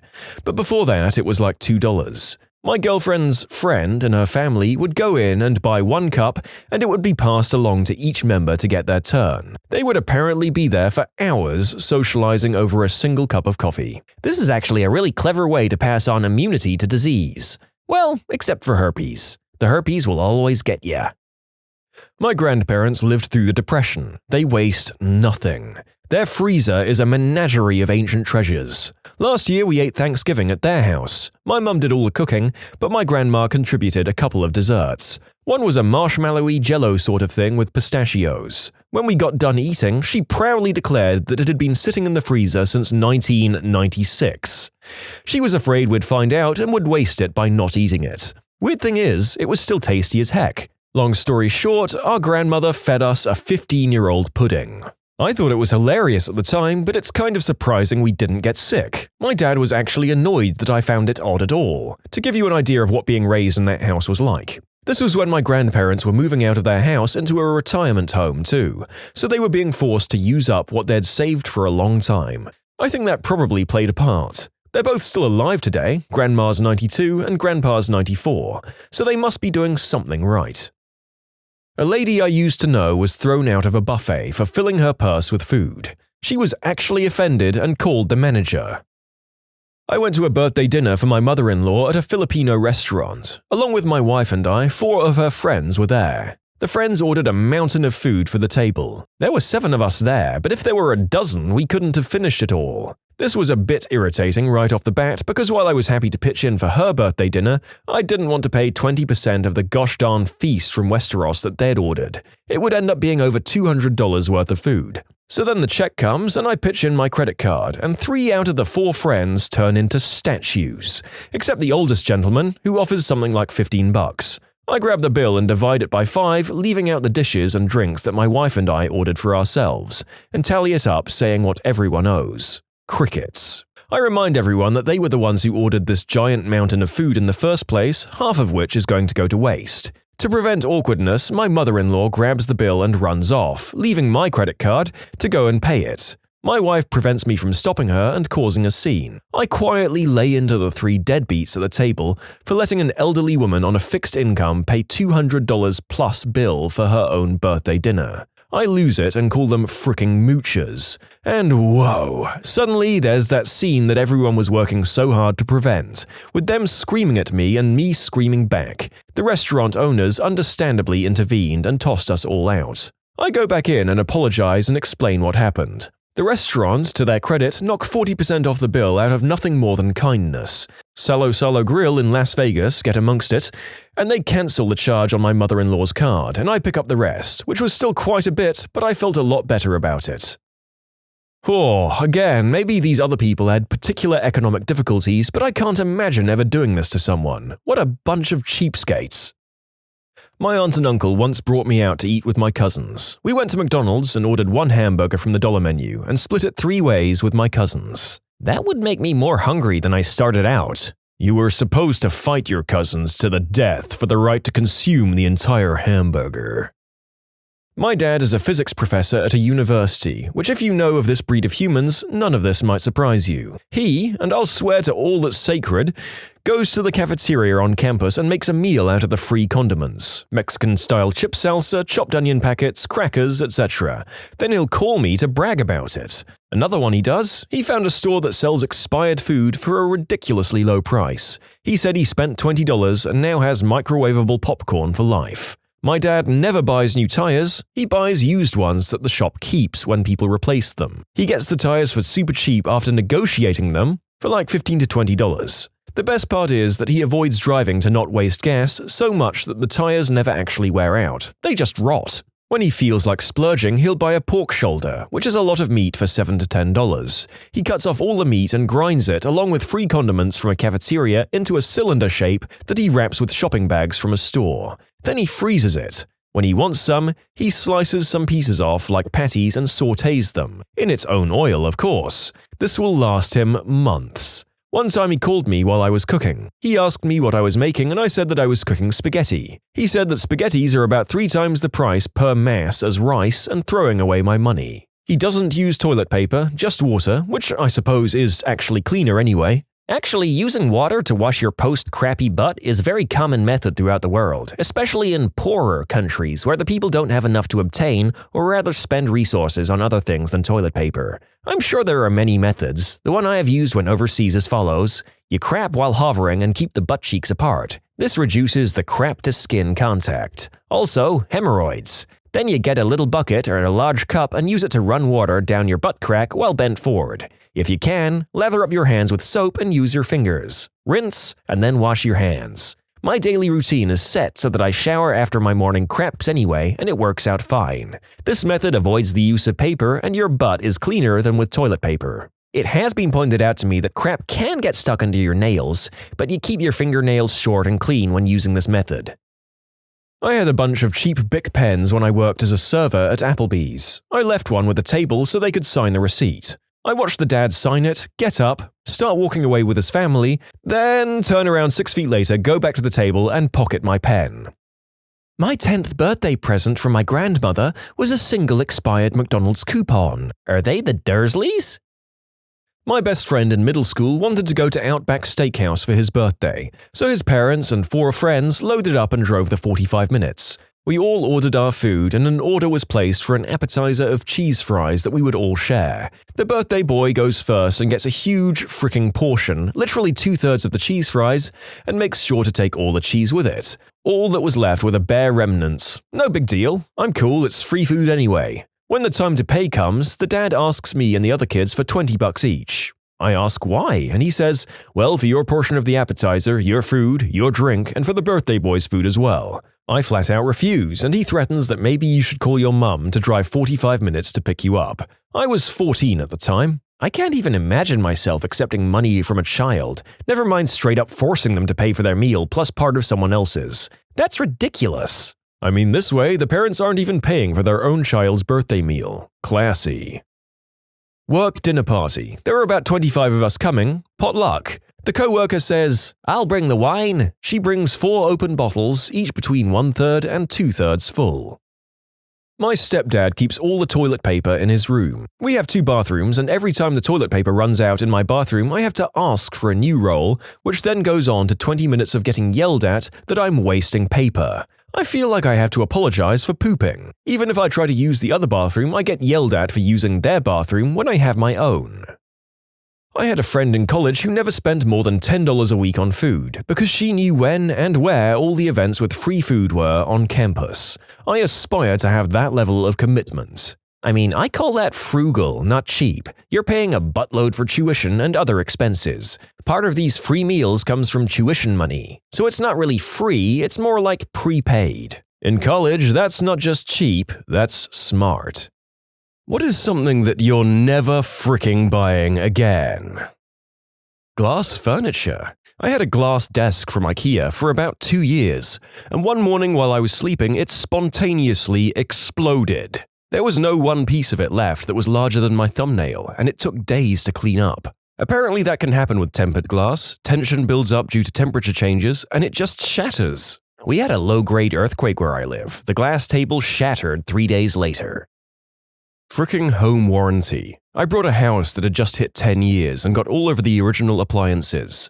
"Oh, the appliances are covered," they said, "but only if you buy a home warranty." Sure, it only lasts a year, but these things might break in that year. It's only $500, better safe than sorry. Turns out crap does break. The water heater had a problem, the fridge had a problem, none of it caught by inspection. I go to the warranty people and it's $75 for someone to evaluate it. Cool, I think. Cheaper than buying new stuff. Then everything gets denied. The most random F reasons are given to me. I argue, I'm told that that's what the inspectors said. I get the transcripts and guess what? All of their inspectors said that this should be covered. The warranty company lied to me. I threw the lies in their face and I get back, "Well, it doesn't matter, it still isn't covered." One of the dudes, a plumber I later had come back to help, said these companies never cover anything. Their reason on the water heater? Rust on the unit. He told them the rust didn't cause the problem and was normal. To them, any potential problem is reason for denial. Got a dent in a unit? Denied. Got a scratch? Denied. Here's the real crap part of it though. This was all in my first 30 days living there. Like any reasonable person, I thought I could just call up and cancel and get some, or maybe any, of my money back. You know what the woman told me on the phone? It's not legal to return a home warranty in the first year. We're not talking PMI or fire insurance or disaster crap or whatever. This was just a warranty on things like appliances, and can apply to things like structure. I told the woman she worked for crooks and hung up. So if you're buying a house and they want $500 to $600 to insure your home for a year, do what my plumber said. Save your money and do the repairs yourself. I'm still mad about it and it's been like 3 years. Frick. Cheese, in massive quotation marks, from the dollar store.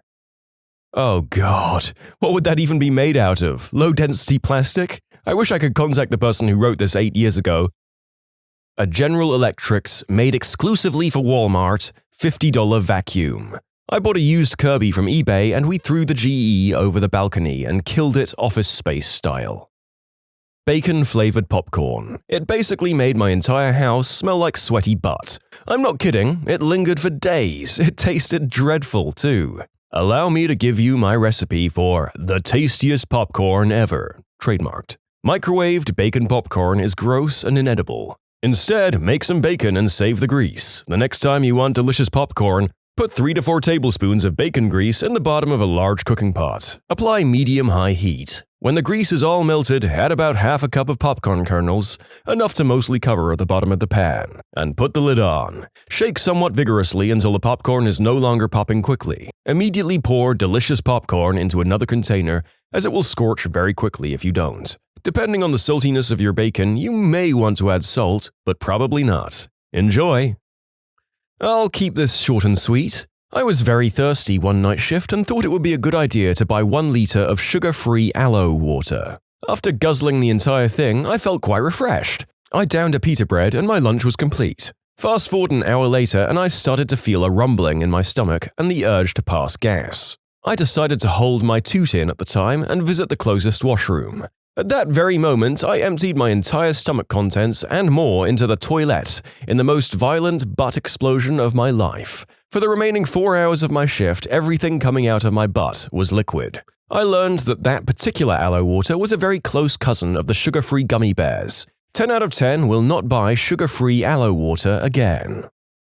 Food from that shady-as-frick Chinese food cart next to my building. Something I've said 4 or 5 times already. Oh. Mate, the rule with takeaway food is the dodgier the joint looks, the better the food. Hell, my local Indian joint has perpetual low-lying smoke from all the curries, and the Chinese joint has burnt down 3 times. Both of them do super good takeaway food. That only applies to ethnic food though. Your local chippy shop needs to be squeaky clean. Sea monkeys. They're not tiny humanoids, and their construction skills leave much to be desired. Tyrannizing them is not very rewarding. All they did in response to my oppressive taxation and restrictive curfews was die and turn the water brown. A bicycle from Walmart. Cheap bikes are really expensive to fix. What's the cheapest bike that's worth it, I wonder? A used bike that was expensive when it was new. Good bikes last fricking forever, if you take care of them. My bike was built 30 years ago and it's 10 times better than the piece of crap I used to ride. A brand new $300 folding bike. If you buy a folding bike, you should just assume that it's equal quality to a non-folder that costs half of that. So you probably got the quality of a $150 bike. I honestly wouldn't trust a folder that costs less than $600. Actually, I wouldn't trust a folder that wasn't made by a major company. An inkjet printer. I've probably bought more than a dozen of them over the years, and while they produce outstanding color out of the box, unless you're printing full-on color on a regular basis, like every day, then you're going to get clogs and failures. And don't even get me started on the whole, you're out of yellow ink, so you can't scan anything now, with the all-in-ones. About 2 years ago, I bought a Brother MFC 9340 CDW laser printer for my mother, and a few months later I bought the same printer for myself. No more clogged ink, duplex printing that doesn't even saturate the paper, consistent print quality, wider variety of paper to choose from, and overall cheaper than an inkjet. I'm never going back. That bloody Loot Crate crap. I only brought it once when I thought the stuff was alright, but it really teased me off now watching YouTubers continually opening crates and then acting like they're so glad that they got a fricking fridge magnet. My How to Learn Buddha's Palm booklet. Clothes from Groupon. Almost anything from Groupon. My last few experiences have been pretty bad. When Groupon was new, you could get some great deals, but now it's spa, crap Chinese products, crappy restaurants, rinse and repeat. Yeah, it might have been a legit enterprise once, but I think by now most business owners have realized that the sorts of people who use coupon deals rarely become repeat customers. They'll come in holding that voucher in front of them like a shield against having to pay full price, grab as many extras as they can, steal your pens, and leave never to return. Signed, bitter former restaurant manager who never got tipped by coupon users.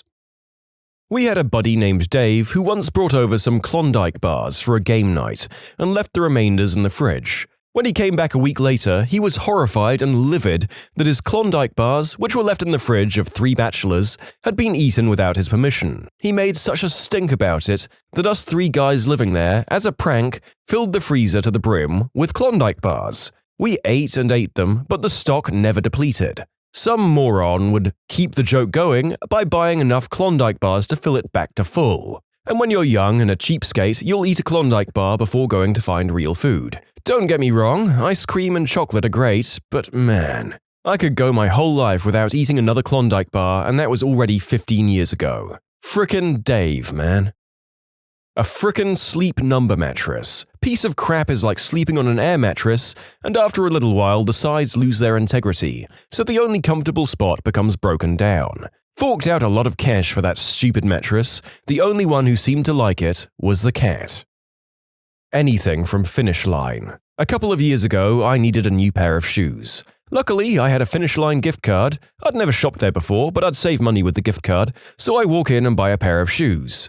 The cashier asks if I'd like coupons sent to me in the mail. I figure, sure, why not? So I wrote down my address and everything. Got my shoes, everything's cool. Fast forward to 7 months later, I have a $60 charge on my bank account from Sports Illust. Something like that, it resembled Sports Illustrated. So, being confused, I call Sports Illustrated and tell them I was being charged for subscribing, even though I could give less of a crap about sports. The man basically tells me, "Sorry about that, I don't know how that could happen. The charges should be reversed within 3 days." I figured, alright, this crap's finally over. Fast forward 2 weeks later and I realize that the charge has not been reversed whatsoever. I decide that I'm going to call back again after work and talk to them about it yet again. So after work, I check my bank account one last time to see if it was reversed. Not only was it not reversed, but I had another charge that said something like Sports Illustrated Kids, for another $60. So basically, after he told me the charges would be reversed after 3 days, they weren't after 2 weeks, and then they had the big brass ones to charge me yet again.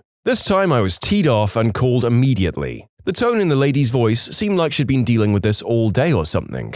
She sighed and said, "Have you purchased anything from Finish Line recently?" And I had to think about it, and then it hit me that I did about 7 months ago. And I said, "Yeah, why?" And she said, "Because this has been a real problem with everyone who purchased from Finish Line. I'll have the charges reversed this time, I really will." And after the phone call, I called the bank to tell them about the whole thing. Everything was refunded back to me in the end, but after dealing with that crap, I'm never buying from Finish Line again. Who the frick do you think you are just subscribing everyone to Sports Illustrated unwillingly? I don't even give a crap about sports. I just wanted to buy a simple pair of shoes and that's it. In conclusion, Finish Line signed me up for Sports Illustrated without my permission. I just wanted to buy a pair of shoes. Tried reversing the charges, but instead they subscribed me twice.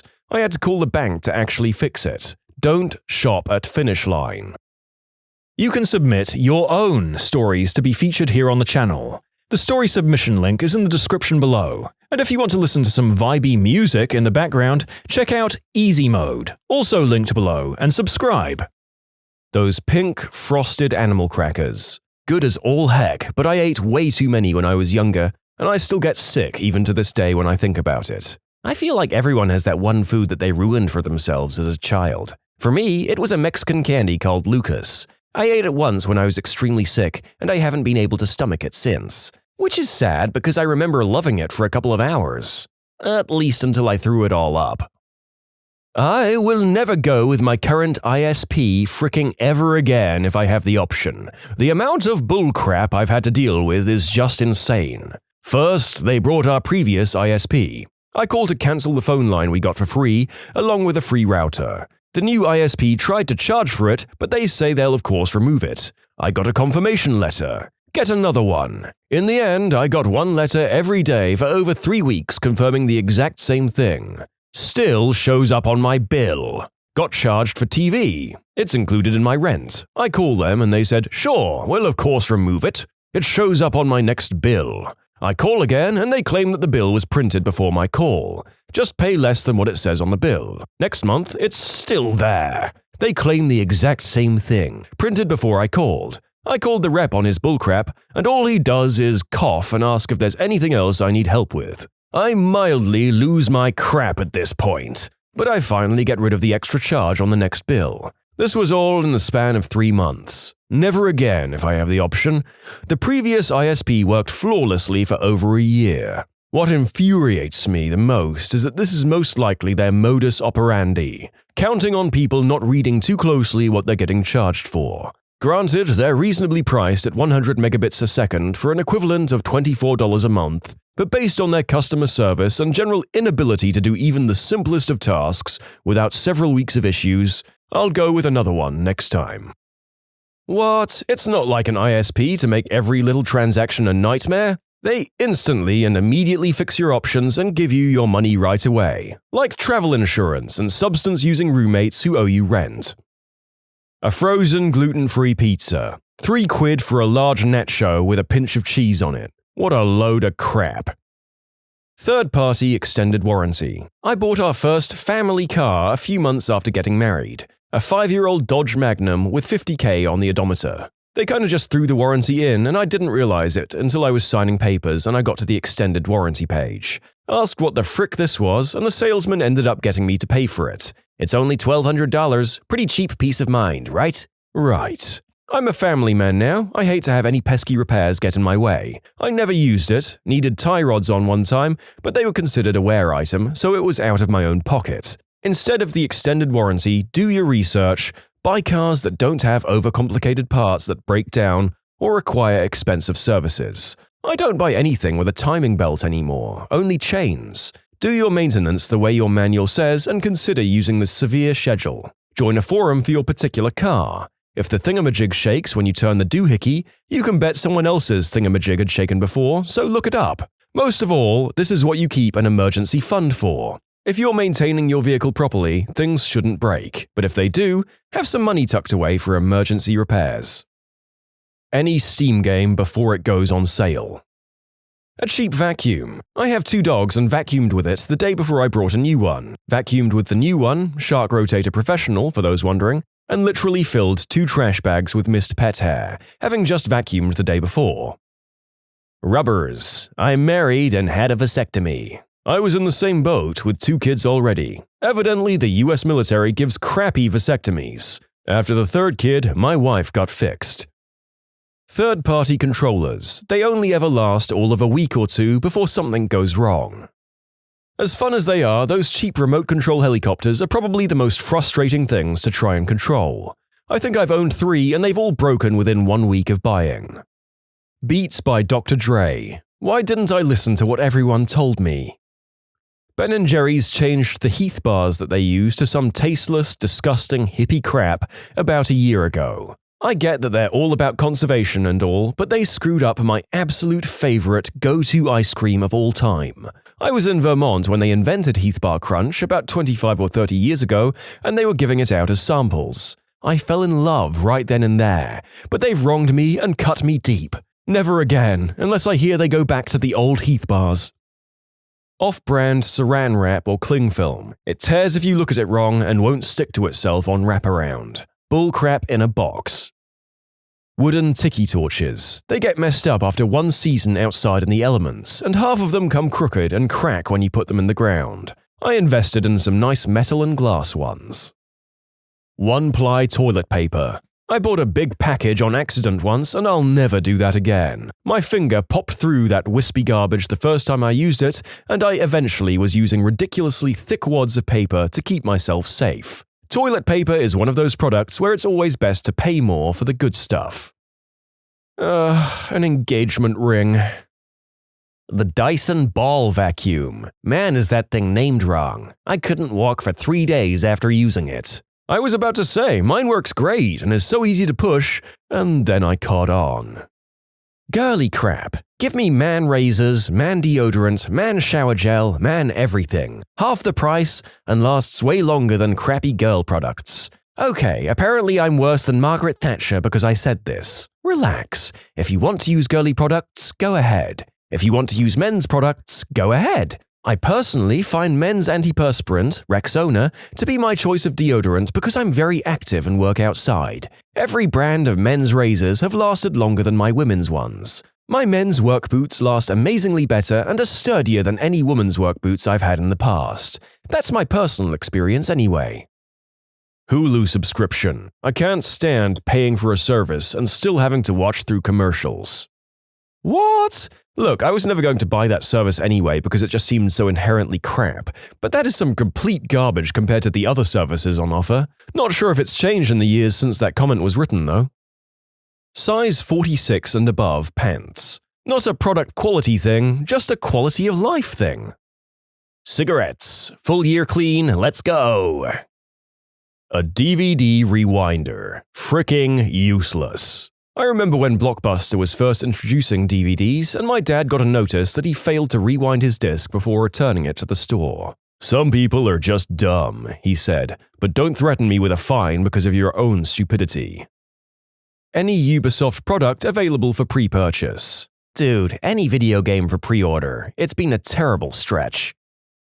A Lenovo laptop from India. I brought a Y500 from them, and it was the worst experience ever. I know most people think the company is excellent, but their after-sales service is simply awful. 2 days after delivery, I found that the touchpad wouldn't work properly. After repeatedly emailing them, asking for repair centers, a repair tech, or any number of things, I was told that I had applied for a replacement too late, since I'd bypassed the 1-week replacement limit. I asked them again about repairing the laptop and they sent over a technician who knew less than I did about laptops. He left the house having spoiled the screen by scratching it with a screwdriver and twisting the fan blade so that the laptop wouldn't start anymore. With infinite patience, I called the repair center and I asked for a repair tech to fix the things the previous guy had done wrong. They made excuses for days and days, doing absolutely nothing. If you think Comcast is bad, this was far worse.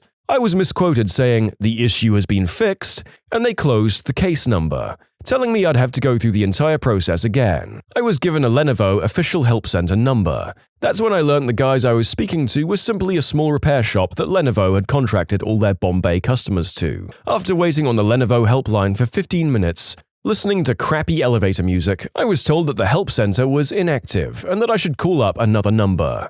The very same fricking number that belonged to the repair shop.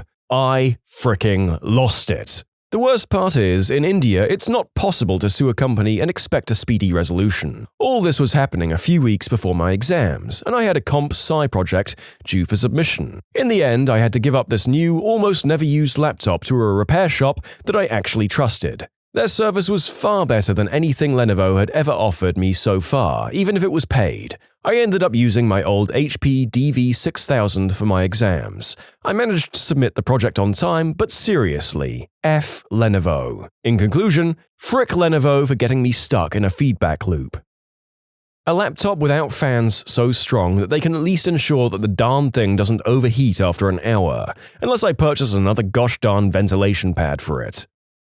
Cheap or used tires, a cheap mattress, bottom shelf alcohol. For the alcohol, I generally mean that if I'm getting a drink at the bar, I don't mind spending an extra $1 or $2 for name brand instead of watered-down rubbing alcohol. Yes, I believe the hangover is worse with cheap spirits. Also, if you can't afford a ride home, you can't afford to go out drinking. For tires, I agree that if you have an old beater, you shouldn't be spending thousands on tires. However, I've gotten screwed over a few times with used tires that seemed like an excellent deal, only to be replaced in 10,000 miles.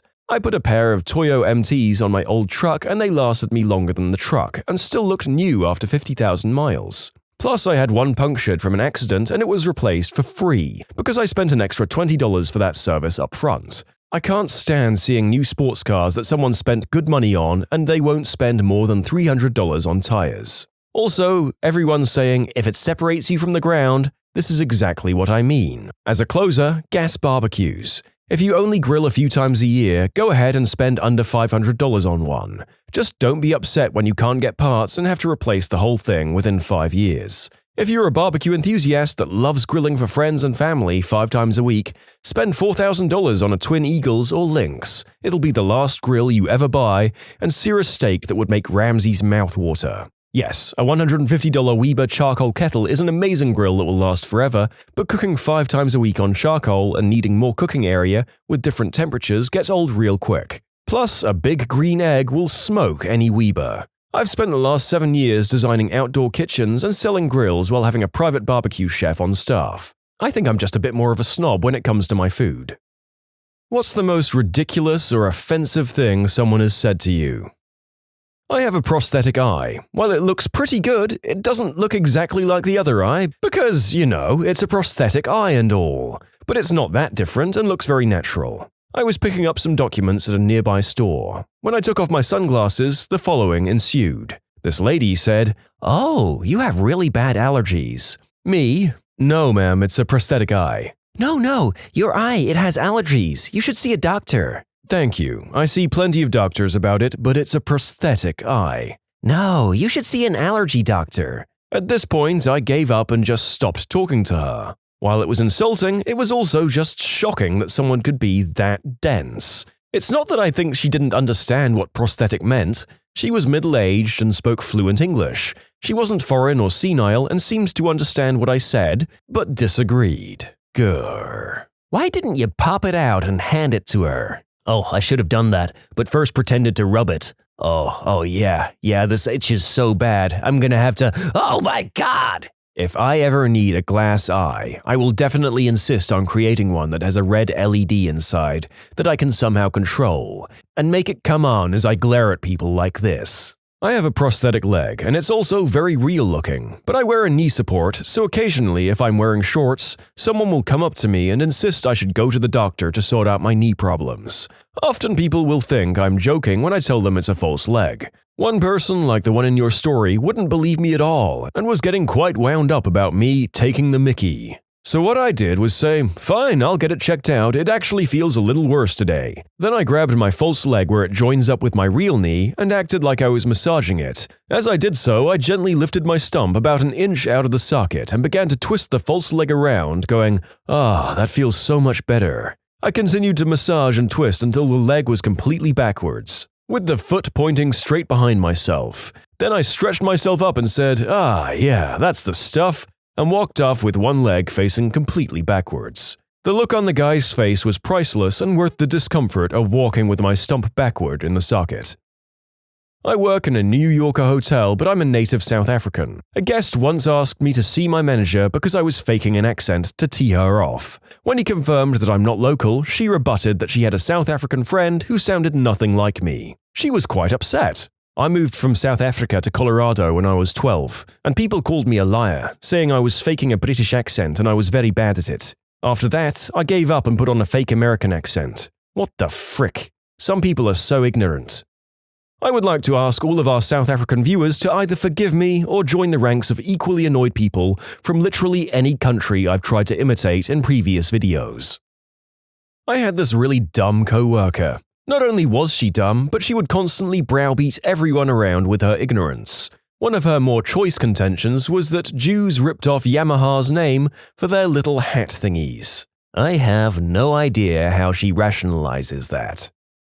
My ex-mother-in-law used to always give me these backhanded compliments. For example, "Oh, you got bangs, they really soften your face." Or, "Were you once really fat? You just have the kind of body that looks like it was once fat." My dachshund has half blue eyes. It often comes up in conversation when he's out in public, like at a dog park. One time, a lady asked me about his eyes. I was ready for the normal conversation. "No, it's not common. Yes, it's a sign of inbreeding." Instead, she insists that he's part husky. My dachshund. My 12-pound dachshund that looks like a dachshund. I tried to explain to her that there were other dog breeds, like dachshunds, that sometimes have blue eyes. Nope, my dog was part husky, but only in the eyes, because that's how it works. My Spanish teacher, she taught Spanish and German, and the rest of the class kept trying to talk to me in German and pronounce my name with a horrendous German accent because I have blonde hair and blue eyes. After a few minutes, I caught on and said, "Actually, I'm a second-generation Hungarian-American, and I have no idea what you guys are saying." They refused to believe that was a country, and insisted that if it was, it must be the same thing as Germany due to my appearance. I was born in Ohio and lived in the middle of a very Italian neighborhood. I was the only person with very pale skin and light features. A guy in a classroom of 13-year-old kids explained that it's his honest opinion that I should do my part in making the world a better place by taking my own life because I'm gay. So I ask, who else thinks that people like me should take their own lives? And 95% of the classroom raised their hand. Biggest what the frick moment I've experienced so far. What the frick? Where was this? It was in the Netherlands. Although the laws are good and most people are good, we're not the gay nirvana that foreigners sometimes believe it to be. I hear this many times from foreign gays who moved here. That incident is an outlier, of course, and the kids were just following the macho guy in the class. Don't let it bug you. Kids are freaking stupid and just don't understand, so they say what they do to fit in with all the other idiot morons. I always wondered why older people hate teenagers when I was one, but now that I'm older, I'm only 25, I've realized why. I freaking hate teenagers. I think they're all a bunch of annoying, repetitive buttholes. Almost every single one of them will regret saying that in about 10 to 15 years. I know how bad I feel about being a jerk and a bully at that age. I'm albino, and I have vision problems because of it. I have to look at things very closely to read them. In high school, my French class had a substitute teacher. We were all quietly working on some homework, and of course, I was reading my book very close to my face. The substitute comes up to me and proceeds to tell me that I should really get glasses, not something that will fix my eyes. I try to explain to him that this isn't something that will help. Usually people leave me alone after I tell them this, but he kept going. The entire class was listening, and it was kind of mortifying, as my vision is something that has always made me feel slightly awkward and embarrassed. I finally said to him, "If you don't stop harassing me, I'm walking out right now, and trust me, I will not be the one getting in trouble for it." He shut up, but kept glancing my way for the rest of the class. In conclusion, I have crappy vision that can't be corrected, and someone was harassing me, telling me that it could be, and that I just needed glasses. We had a moment a bit like that with one of my friends who's colorblind. In a geography lesson, we were coloring in a map, and he colored the water purple accidentally. This was not long after we went to high school, so the teachers didn't really know about it yet, and the teacher then proceeds to accuse him of taking the mickey and threatening to speak to the head of the year about it. Many moons ago in Walmart, I asked an employee where they had the World of Warcraft game cards. A nearby middle-aged customer asked me in his most condescending voice, "How old are you?" My reply was, "Old enough to mind my own business. How about you?" Zing! Got him. As a gamer well into his adult years who loves board games and D&D, I thank you for your defense of our kind, good sir. When someone said, "I stopped being your friend because I didn't think celiac disease was a real thing."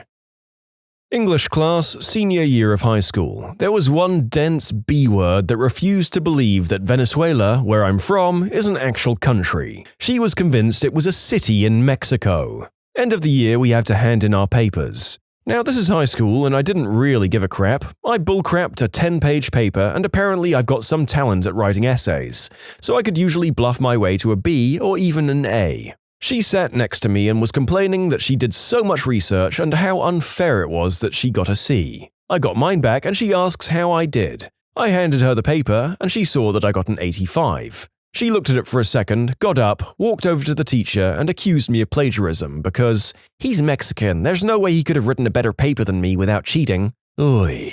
It's alright, bro. Someone once asked me what part of Mexico Puerto Rico is in. There was a map right behind me. You should have said the Atlantic Ocean part. My hair color is light brown, but when my beard or facial hair grows in, it grows in red. I used to be a busboy at a fancy restaurant near the Cleveland airport, and I was working Sunday brunch. Well, it started to get towards the end of the brunch, and this guy was sitting at a table near some others that I was currently cleaning. He's on his Bluetooth headset, mid-conversation, and without even skipping a beat, says to his friend, "Hold on, one moment." Then he looks at me and says, "Excuse me, but are you Amish?" "You know, because your facial hair is red." I wasn't so much offended as I was thrown off guard. I looked at him with a half-fake smile and said, "No, sir, I'm not Amish. My facial hair just grows in red. The only part I have trouble reconciling is that there would be a fancy restaurant in Cleveland." My mother was friends with two sisters who were both wonderful people. One had an amazing singing voice and was very well known for this, while the other had a prosthetic leg from a childhood accident. One day, the sister with the prosthetic leg was approached from someone who asked, "So are you the one with the leg or the one that can't sing?" Our jaws dropped. You can submit your own stories to be featured here on the channel. The story submission link is in the description below. And if you want to listen to some vibey music in the background, check out easymode, also linked below, and subscribe. I have a yeast allergy, so I can't have beer. I learnt this when I was in high school and went to an allergist to get tested for food and environmental allergies. The doctor had drawn a circle on my arm and pricked me with the test for yeast, and in the time it took her to turn around to pick up the next allergen and turn back, the test site had swollen as large as the circle she had drawn and was getting bigger. The first thing she said was, "Whoa, no beer for you." So clearly it's a severe allergy. Anyways, every time I go out with new people to the bar, I have to explain why I can't go in on a pitcher or a bucket, and that doesn't really bother me. They don't know, and it's a good conversation starter to fall back on with new people. But what bugs me is the 1 person out of 10 that then persists in trying to get me to drink beer anyway. All night. They use arguments like, "If you've never drank beer, how do you know how you'll react?" and "Oh my god, your life will never be complete unless you drink beer with me right now." Or, "Are you sure? My cousin's brother-in-law's friend is allergic to gluten, but he can still have this beer." If I can't tell you that I can't have beer because I have a serious allergy, do you really want me to ruin the night for everybody by requiring emergency medical care? I have an ethanol allergy, and it's infuriating how many people don't believe it. They think I'm lying and I get insulted because they think I have a moral objection to drinking, and that I think I'm better than they are, like my refusal to drink is a judgment against them. Or waitstaff that don't bother to tell the chef, and chefs that are insulted and cook the dish their way anyway. And then I'm in anaphylaxis because they took it personally. It's amazing how people think they know someone else's body better than they do themselves. My brother calls me an alligator during fights because of my eczema. I hope you bite him really hard, then drag him into a nearby pond. That'll show him. Don't forget to do a barrel roll. Seriously, that's their freaking jam. That's how they kill things. Mine calls me a crocodile because of my smack addiction. I'm a Jewish girl with extremely pale skin and bright blue eyes. People who don't know about my cultural or religious background often describe them as Aryan eyes. My significant other gets this a lot whenever she goes on holiday. People are D-bags and I frickin' hate it. But if the person's American, you can always turn it on their head and say, so by that logic, you murder Native Americans and steal their land because that's what your ancestor was probably doing as well. Hey, that's not fair. Don't forget the slaves too. I'm living for all the saltiness in this group of stories today. More to come from our slighted kings and queens. I have something called cold urticaria, a skin allergy that causes me to develop hives when my skin is cold, and I've had it since I was 2 years old. It's not nearly as severe as it was when I was a kid. It almost killed me twice because I live in Wisconsin, but since it hadn't mostly resolved itself until my late teens, I was disqualified to donate blood plasma. So I'm a bit disappointed, make a status on my Facebook about it, and my aunt comments on it and we talk to each other for a bit. At the time, I worked at McDonald's, and I had a manager who was a bit of a know-it-all F-face, who liked to act knowledgeable about things he knew absolutely nothing about. Sometimes he'd spout off some crappy lecture for the heck of it, without even knowing what the frick he was talking about. I think he just liked to hear the sound of his own voice.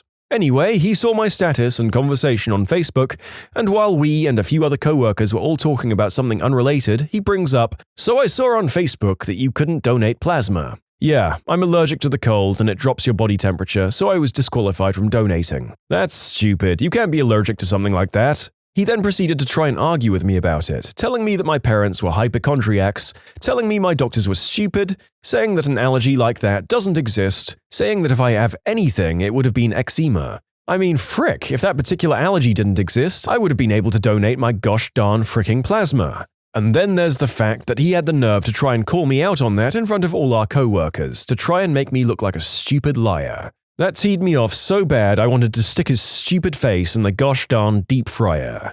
Ugh, just thinking about it right now is teeing me off. Then later, after failing to make me look like a moron in front of everyone, because multiple people were backing me up, knowing what a dillhole he is, he tried to make it so I wasn't teed off at him anymore and convinced me to agree to disagree. That night, I deleted him off my Facebook so he wouldn't try to pull crap like that again. Just writing this story makes me so mad. I want to drive over there, see if he's working, and punch him in the face. I mean, this wasn't the only thing he did that teed me off. He was generally really obnoxious and annoying, and the only manager I had at that workplace that really teed me off all the time. Gosh darn it, what a moron.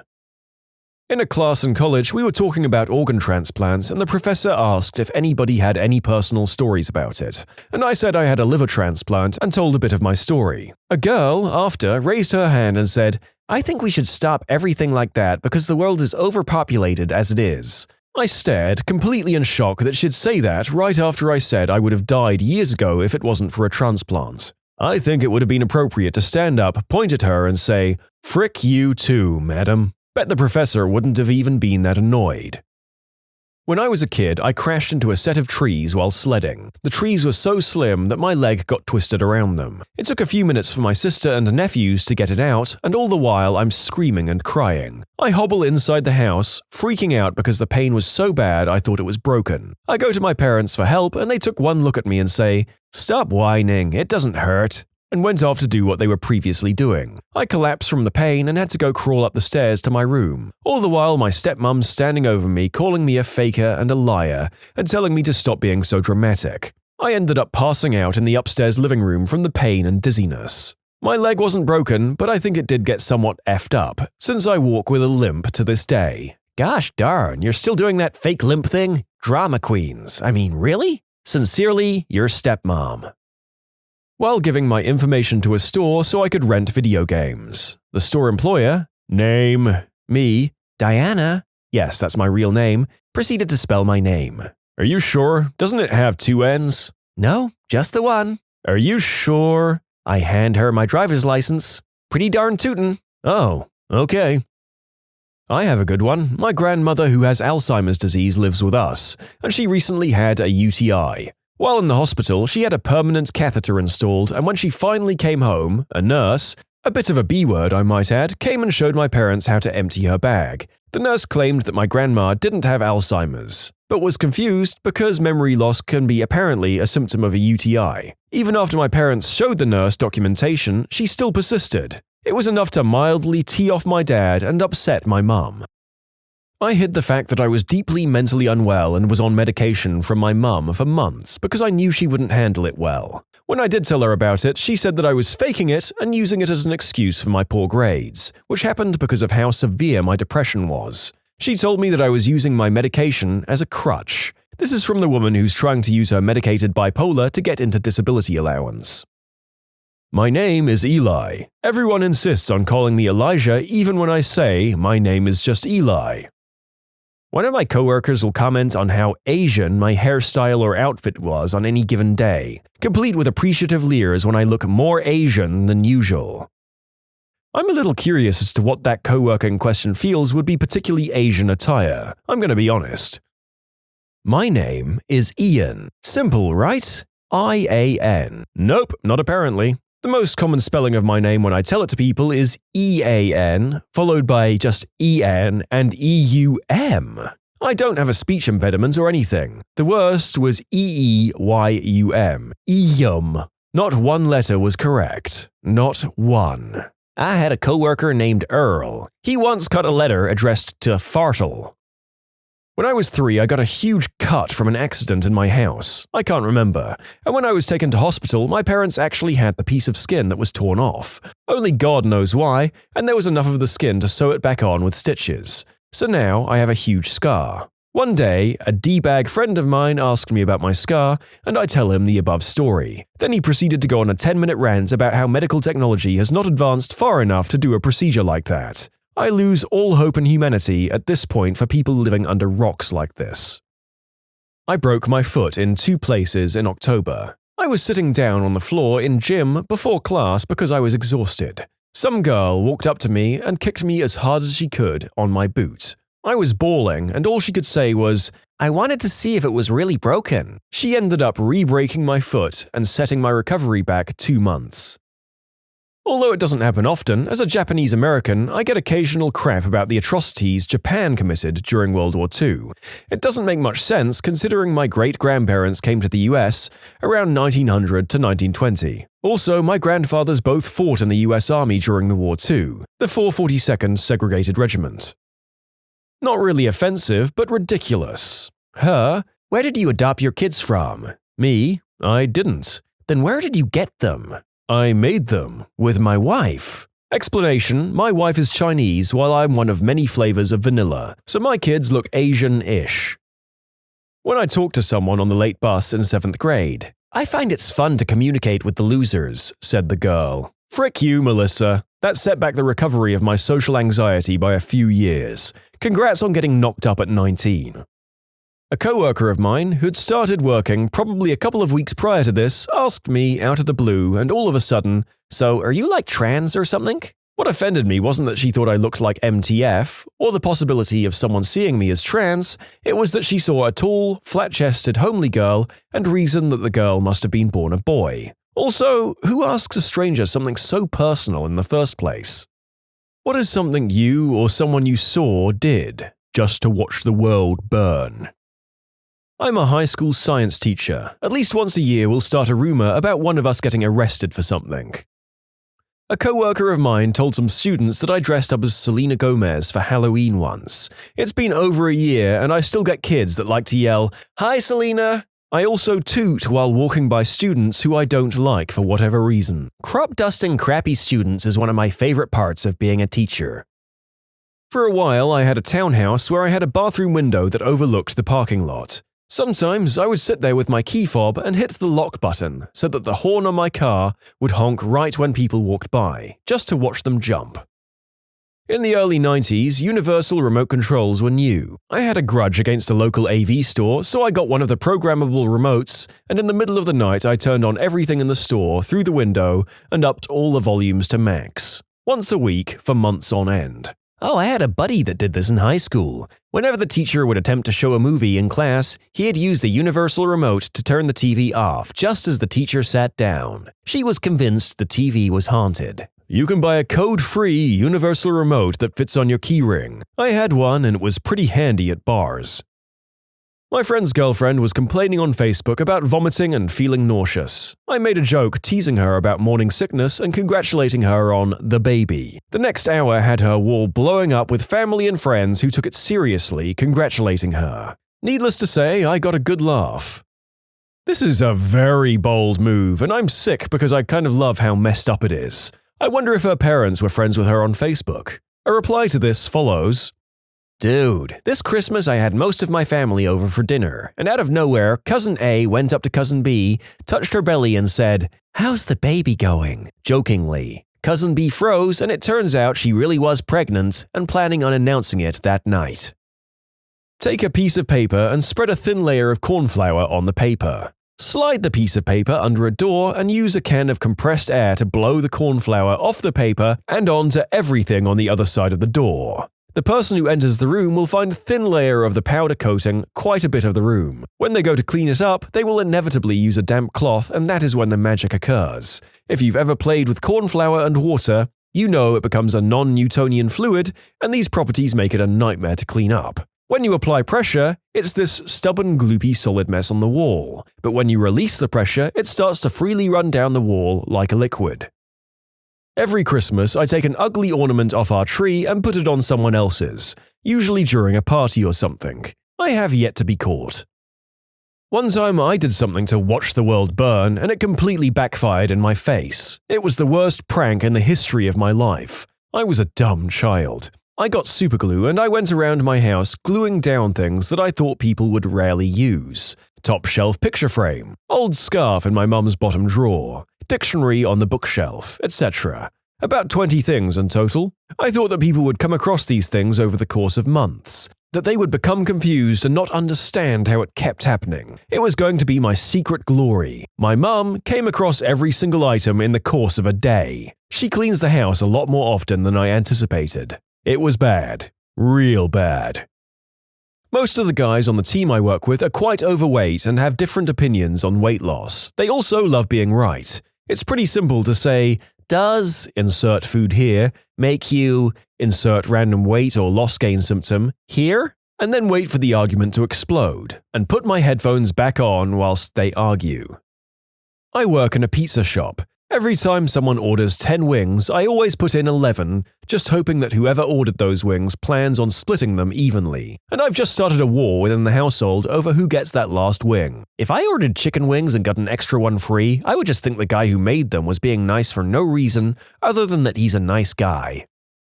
I go onto random YouTube videos and write the word fake when it clearly isn't and just watch the crap storm that develops. I stole an entire place setting from the old spaghetti factory one piece at a time. A salad plate, dinner plate, bowl, glass, spoon, fork, knife, and even a bread knife. It took months. Then one day I went there for dinner with everything in a messenger bag, right before I left it set up on the table. Whenever I visit a friend or a relative's place, I turn the magnets on their fridge upside down. Never been caught. I have, however, heard complaints of, "Someone keeps turning my gosh darn magnets upside down," once or twice.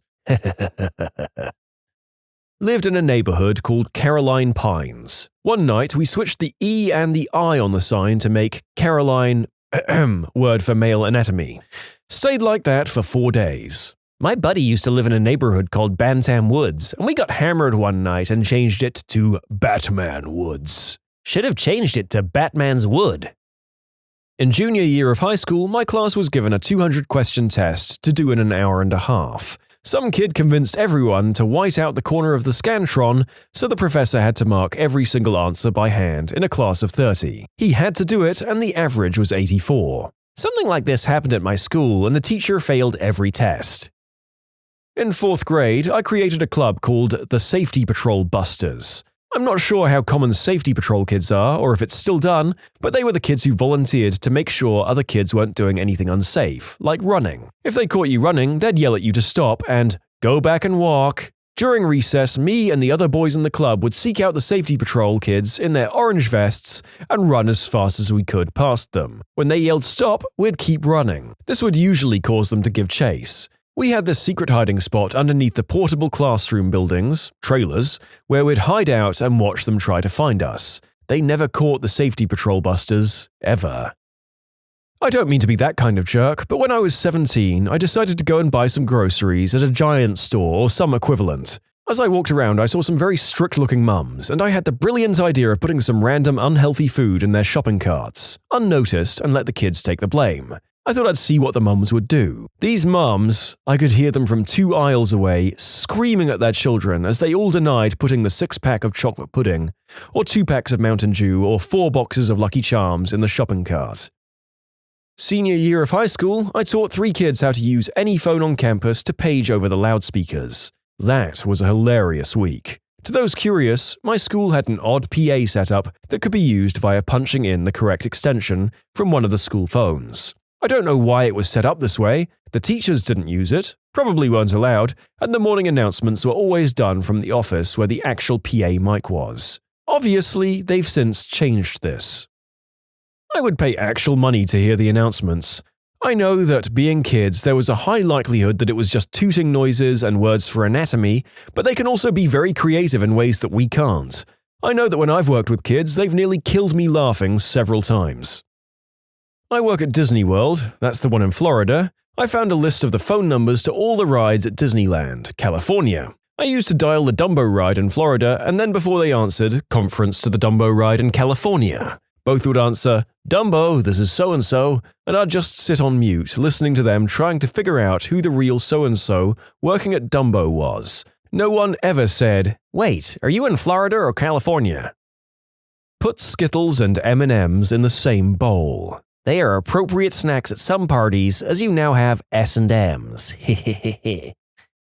My daughter has amazing hand-eye coordination and can throw with scary accuracy. We're a family that loses our crap when people in movie theaters talk or text or make noise. Some guy a few rows ahead kept pulling out his phone to check Facebook during the movie. I dared my daughter to throw a milk dud at his phone, and she hit it each time he pulled it out. Finally, he stopped. Then he put his feet up on the seat ahead of him where another person was sitting, so she started pelting his foot. Eventually, he sat like a perfect gentleman with nary a movement or phone check. This doesn't sound like watching the world burn, but rather keeping the world from burning. Good story, though. I jaywalked yesterday while a parking cop watched. I made eye contact. I built a dummy when I was 10 or so. My friends and I would stand in the front yard with it, wait until a car came by, and then beat the crap out of it. We'd tear his head off or put him in a hangman's noose and throw him in the street. He was about our size too, so people usually thought we were beating up another kid. They'd slam on the brakes or get out of the car to chew us out. One time we attached his hands to the second-story windowsill so it looked like he was hanging on for dear life, and some lady called 911. That was the end of that. We had an empty block of land next door to our house when I was a teenager, with a tall fence across the front. I used to drag our trampoline over to the fence, climb onto the neighbor's adjoining brick fence and wait for someone to walk past before yelling, "Swan dive!" and doing one onto the trampoline. From their perspective, it looked like I was doing a belly flop onto solid ground, and I never failed to get a reaction. In middle school, we would have a bathroom break right after lunch every day. When we went to do our business, a kid in my class started laughing maniacally while peeing in one of the urinals and proceeded to aim his pee into the corner of the bathroom. He kept laughing as his pee covered the floor, and for some freaking reason, 3 other kids started doing the same thing. By the time they were done, there was a pool covering about a third of the floor space. That would have been bad enough, but then 4 of them started to jump around and splash people. Fricking kids. You can submit your own stories to be featured here on the channel. The story submission link is in the description below. And if you want to listen to some vibey music in the background, check out easymode, also linked below, and subscribe. I worked as a camp counselor for a long time, and when I was supervising a big area alone, I'd bring all of my water guns. I hate participating in water fights, but I love watching them. My favorite thing to do is to give a water gun to one kid and encourage them to be as obnoxious as possible, watching while everyone else in the area grows to slowly hate them. Then I'll start passing them out to the other obnoxious kids and build my own little squad of terror. But the real fun comes when I engineer their demise by slowly arming a resistance against them. Brother begins turning on brother, and I watch like Caligula atop my tall rock, dry and sipping bug juice. The goal is to have a full-on war breakout by the time someone else is supposed to take over for me. In my 8th grade English class, we occasionally critiqued each other's assignments by leaving a comment on the back and then passing it to the person next to us, until everyone had reviewed each paper. One day, I decided to write "I heart Brandon," I'm Brandon, on every single paper. Eventually, my teacher noticed and got really upset that someone wasn't taking the task seriously. She instantly accused my girlfriend, who happened to be in the class and was always doodling girly stuff on her binder instead of paying attention. My girlfriend, full of adolescent emotions, erupted into tears while proclaiming her innocence. After a moment, my girlfriend's tears of embarrassment turned into tears of rage when she realized that if she hadn't written the message, another girl probably had. She got up out of her chair and started yelling and pointing at another girl, accusing her of trying to break us up. The other girl denied doing it and then started firing vulgar insults right back at my girlfriend. At this point, everyone in the class was yelling and cheering on the verbal slugfest, until eventually my teacher got everyone under control. Needless to say, I could have stopped the ordeal at any moment. I still smile just thinking about it. I worked as a wilderness guide this summer. Among my duties was packing food for the kids, ages 14 through 18, whom I would bring into the wilderness for 5 to 10 days. Every meal, chewy granola bars were involved. I would always pack 11, for 12 kids, of the same flavor, usually s'mores, and then one wild card. The kids would get so sick of the s'mores by day 2 or 3, and it was the funniest thing in the world to watch them fight over the special flavor. Real Lord of the Flies stuff. There are 2 break rooms on my floor at work, and each of them has a few cupboards full of dishes and coffee cups. Each break room pretty much is the same distance from my cubicle. Each day I make a cup of tea in one break room, and when done, I put it in the other's dishwasher. I roped in a coworker who sits next to me to do this as well. It was only a matter of a few weeks before people were complaining about how one break room had way too many coffee cups and the other one always had none.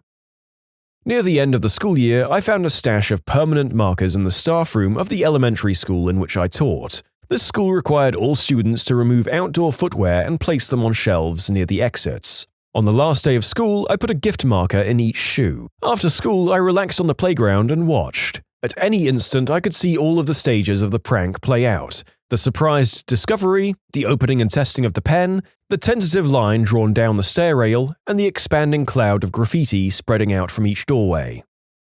I have 2 really crappy roommates. They won't clean, they use my crap all the time, play music and video games really loud until 4 a.m. sometimes. Anyway, I like to mess with them a lot by doing little things to annoy them. For instance, one of them is really short and I'm 6'4", so sometimes I put stuff that he uses a lot on really high shelves or places where he can't see them. One of them is constantly playing my Xbox on my TV, even when I want to play, so one time before I went out of town for the weekend, I put clear tape over the CD drive so it wouldn't open, and it actually just looked really like the Xbox broke. So that was fun. When I came back, it magically worked perfectly. Just little things to annoy them until I can get the frick out of there.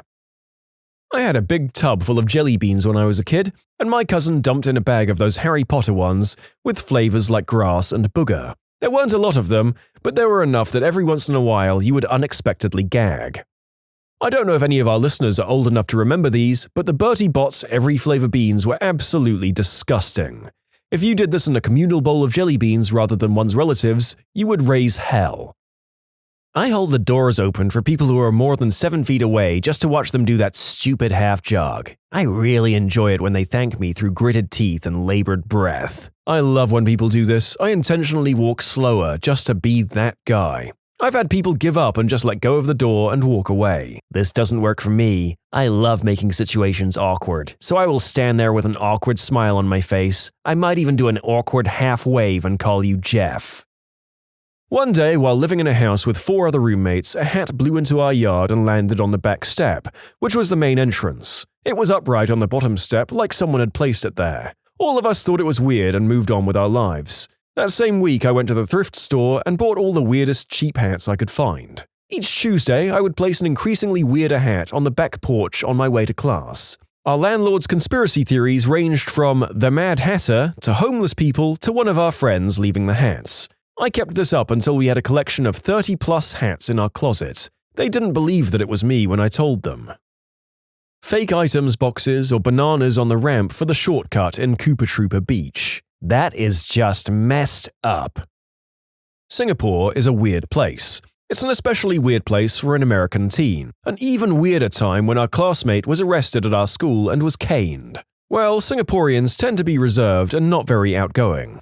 We Americans were generally more outgoing, and sometimes we used to make Singaporeans uncomfortable. For example, the bus stop was about half a mile from my house. On the way, we'd walked by a big house with a few guards. My friend was with me and told me the Prime Minister lived there. Again, really small country. So we walked up to the guards and started to shake their hands and just started talking to them. They were so flustered and confused, because no one has ever done that. We weren't threatening anyone, it was just us two and we were really friendly. It was the middle of the day and we were just 16 and posed no threat. It's a normal neighborhood after all, and we had backpacks on and school uniforms. After about 3 minutes, they were extremely nervous, because they weren't trained for this. Seeing a trained guard meant to handle threats, not having any idea what to do with people being friendly to him, was unbelievably hilarious to us. We had our fun and we left. I invited both the conservatives and the liberal groups at my university to the same pub during the 2012 US presidential elections. Fisticuffs were had. When I worked at the school cafeteria, I learned my fellow college students treated cafe workers like crap. So since it was my job to keep the salad bar stocked, I never ever put the low-fat options out. It's like the dumbest act of passive aggression I ever did, but I really hoped some of those buttholes got big. I used to white out the page numbers in my school textbooks, usually in large groups of 20 or 30 pages. I always choose the middle urinal. My friend has a wife that has a bit of a jealous streak. One day, while I was hanging out at his place, we were arguing about something and he made a pretty personal insult. So I turned to his wife and say, "Hey, did he ever tell you about Rebecca?" He shot up off the couch with a look on his face that I can only describe as a combination of fear, anger, and a desire to murder me and started yelling, "He's a fricking liar! Don't believe a word he says!" The guy was being a royal prick to me and everyone around him, just a loud D-bag. It was at a local resale store and I was holding this old 90s VHS video recorder, and when he saw it, he went apecrap over wanting it so bad. He even tried to take it out of my hands at one point, which almost got his butt kicked 6 ways to Sunday. Well, I didn't even really want it, but I paid $20 for it. This guy wanted it so badly he followed me outside and offered something like $40 for it, and that I would be stupid not to take it. I didn't say a gosh darn word. I stared his butt down for about 5 seconds before walking to the dumpster by the side of the building. Just with all of my force and all of my might, I spiked that fricking VHS down into the empty metal dumpster. It hit with such force, lots of little plastic and metal bits came flying up, and that recorder was effed. The look on his face made it so worth it. I started laughing hysterically all the way to my car, and as I was driving away, he was still just open-mouthed and staring at me. I lost my voice the next day from laughing for so long and so hard. The KLF, an extremely successful British acid house duo, ended up with about £1 million on their hands. What did they do? They took it to an island off Scotland and burned it. I think the most normal thing one can do to ensure the world burns is deny climate change. In high school, we went around late at night during an election and swapped people's lawn signs with one from the other party. I'm a line cook at a restaurant, and just a few months after starting there, we went through some major management changes. The proprietor had just quit and the head chef fired under questionable circumstances. A lot of the staff seemed pretty loyal to them and felt more like family. The days and weeks that followed were filled with hot tempers and a lot of women crying. One morning, a new lady chef was making herself a cup of coffee and commented that it tasted funny, concluding she hadn't rinsed the pot out well enough. Nobody thinks anything of it, and we continue about our workday. I'm working the next morning, and one of the prep cooks noticed that something he's cooking tasted funny, and I remembered about the coffee from the morning before. After an investigation, he concludes that someone had mixed powdered laundry soap in the big bin of sugar. Thousands and thousands of dollars of food were thrown out that morning, everything made in the past few days with sugar. Nobody knows if and how many customers were served tainted food, but authorities were notified, and ultimately no cases of illness came up. It's a pretty unanimous opinion that a prep cook who had quit a few days before was the culprit, but to my knowledge, no charges have been filed. What are your worst college roommate horror stories? When I was a freshman, my roommate basically had his girlfriend, whose own room was on our floor, move into our small dorm. They were banging all the time for 4 solid months. I'm waking up, they're screwing. Go to sleep, screwing. Get back from class, they're screwing. It was completely out of hand. It was every day at least 5 times for months. There were empty bulk protection boxes everywhere on his side. I basically couldn't be in my room. One day, I just wanted to come home from a long day, sit down and play Mortal Kombat with my friends in my room. But you guessed it, my room was locked. I went to our lounge, dejected, and told my friends, I really just want to walk in there, sit down and play just to spite them. One friend looked up at me and said, "Why don't you?" I was shocked. Then I nodded and said, "Yeah, why don't I? Let's go, boys." So without even knocking, 12 people followed me as I unlocked the door, walked in, refused to acknowledge them, turned on my Xbox, and we played for hours. They just sat there for a while dumbfounded. That's the same week I changed rooms. Next one wasn't too much better, but at least I could be in it. My roommate kidnapped 2 guys and held them for ransom. One hostage was set free weeks later, while the other wasn't so lucky. The body was eventually found in a basement, buried in the ground. I rented a room in an apartment there. He lived in it before I moved in. So the cops busted in and apprehended my roommate while he was sleeping. Tried for kidnapping and manslaughter along with a few of his other associates. This was in Ontario, Canada, around 2011-2012. I never really followed the story until after I moved the heck out, and then I learned that they were all in jail. My roommate was Sahib Malik. He seemed like a normal, nice guy. Student at the local university. Had no problems with him, aside from him using my kitchen knife without permission. My cousin is an international college student who had just moved here and barely spoke any English. He moved in with another roommate to offset the ridiculous cost of a New York apartment. His roommate met a pretty cute girl. However, he discussed it with my cousin and agreed that there was something odd about the girl. He didn't want to fully commit to a relationship just yet, but they still hooked up. My cousin also said that his roommate still talked to other girls but didn't move further than that. One day, my cousin and his roommate were having breakfast in the kitchen. The girl had slept over the night before. The girl wakes up and goes into the kitchen and picks up a knife and then stabs the roommate in the neck 3 times. My cousin freezes in shock but then picks up his chair and tried to fend her away. She then takes the knife and stabs herself in the chest. Everyone survives. My cousin cried and called my dad, telling him he hates America and wants to go back to China. Well, that went a million times further than I think any of us could have predicted. As a non-American, I can neither confirm nor deny whether insane crimes of passion are a regular thing in the student dorms there. She got mad when I moved her clothes to the dryer after they'd been sitting in the washer for a day and a half. I just set their wet clothes on top of the dryer if they didn't move them in a timely manner. If they complained, I'd just tell them I didn't know what in their wash was dryer safe. Besides, it was likely when my wash was done, their clothes would still be in the dryer anyways. I'm in college and my roommate currently likes to crank it and leave his used splooge tissues all over the floor. I've told him to clean up after himself a million times. No flushing or throwing them away. It grosses me out so bad, and I never bring my girlfriend to the house because of it. Buy some tongs. The next time you see one, put it in a random place. Shove one in his shoe. Put some in his backpack, in the pockets of his jeans or sweaters, in between his bedsheets. Get creative, man.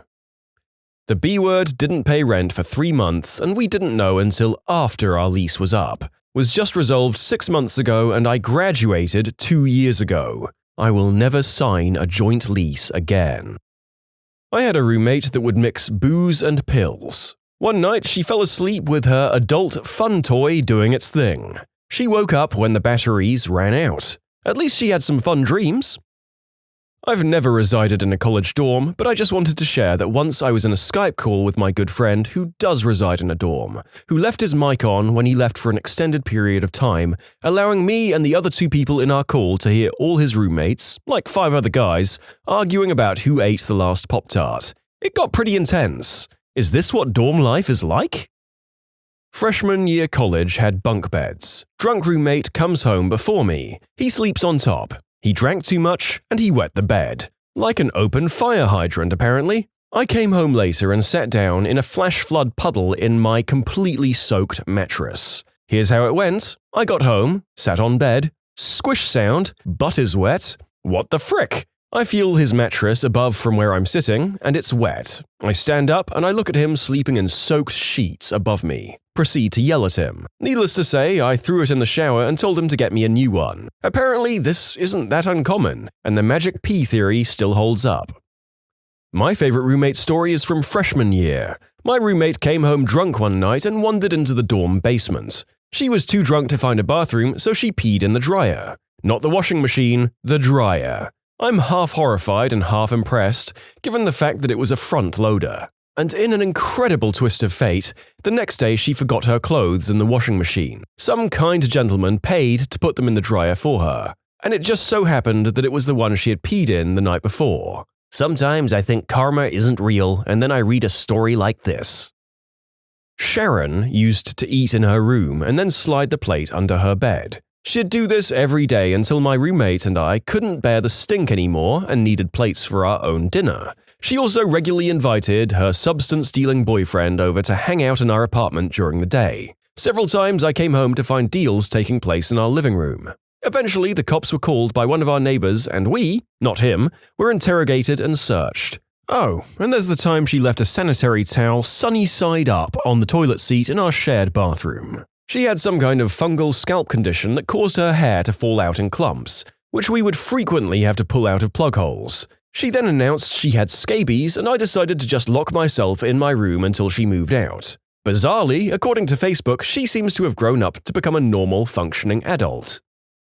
My first roommate. Oh, the memories. Very heavy, very socially awkward and definitely psychotic. Often mumbled to himself with shifty eyes, ate my food and was either railing against the evils of religion or trying to get me to join the Army of the Virgin or some other Catholic sect. He often lounged about in his tighty-whities and refused to clothe himself if I had a guest or girls over. He would just sit down and put a blanket over his lap. I walked in on him cranking it or blaring adult movies a number of times with which he used my tissues. He would also have long phone arguments with his girlfriend, who according to the wallet photo he had of her, was Greedily from Captain Planet. The kicker for me was when he had a breakdown and called the RA and a counselor to talk with him while I was writing a paper. He was highly agitated and at one point said, "I just looked over at my roommate while he was asleep and I thought to myself, I should just take a knife and kill him then myself. No offense, John."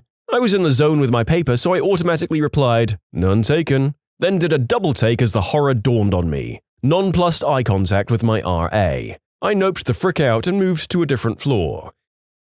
My roommate shaved his chest hair in the kitchen. He also had a super loud Asian girlfriend who screamed during the doing of the deed, even when we had people over. My freshman roommate installed a sliding bolt on the door to our shared room so that I couldn't enter while he was in bed with girls he brought in, which was so random I could never tell when he'd be using the room. The worst part was when I'd get back very late, wanting to get into the room and go to sleep, and he'd have me locked out in the hallway, especially when I had an early class. Even when I waited patiently in the hall, he refused to unlock the door, until one night I knocked harder and he threw a glass full of ice water in my face as he finally opened it.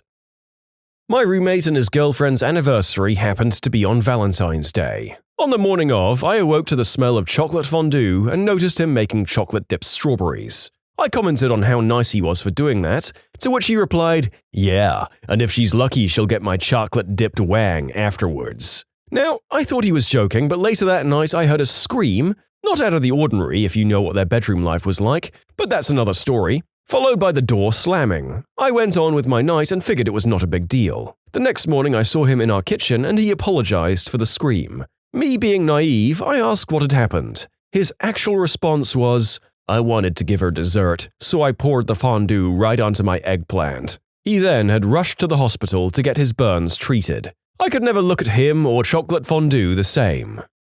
Well, he had an idea and he committed to it. Gotta respect that. In other news, I'm not sure I'll ever be able to eat either cheese or chocolate fondue again in my life.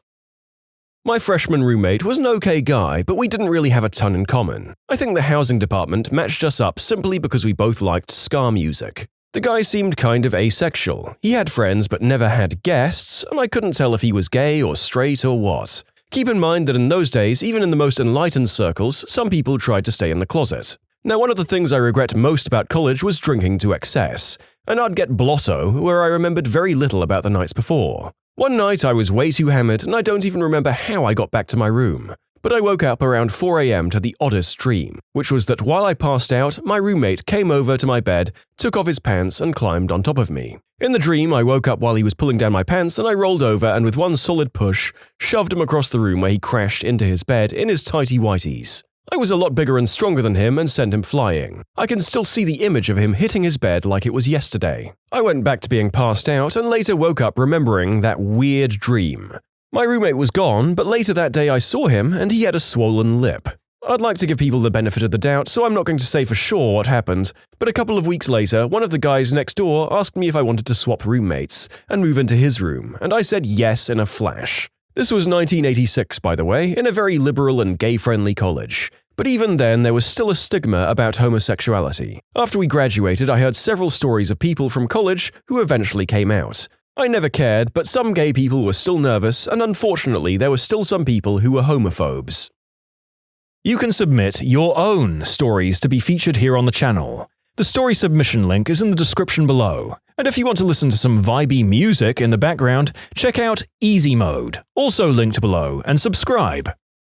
I had a roommate that cranked it, constantly. I would open the door, which was an old-school push combination lock, so it took a few seconds, thank God, and enter. And he'd be shutting his monitor off with his hand over his pants. This seriously happened so much that I actually had to have a talk with him about it, after bringing girls over once in a while who would catch him in the act with me and suddenly no longer be in the mood. I don't have a problem with him having a bit of fun with himself, God knows I did it too, but I would catch him twice a week. If I gave you an honest guess, I'd say that he did it more than 5 times a day. Once he did it when I was just going downstairs to the dorm vending machine. I walked down and back up in like 3 minutes and he was hiding his shame already.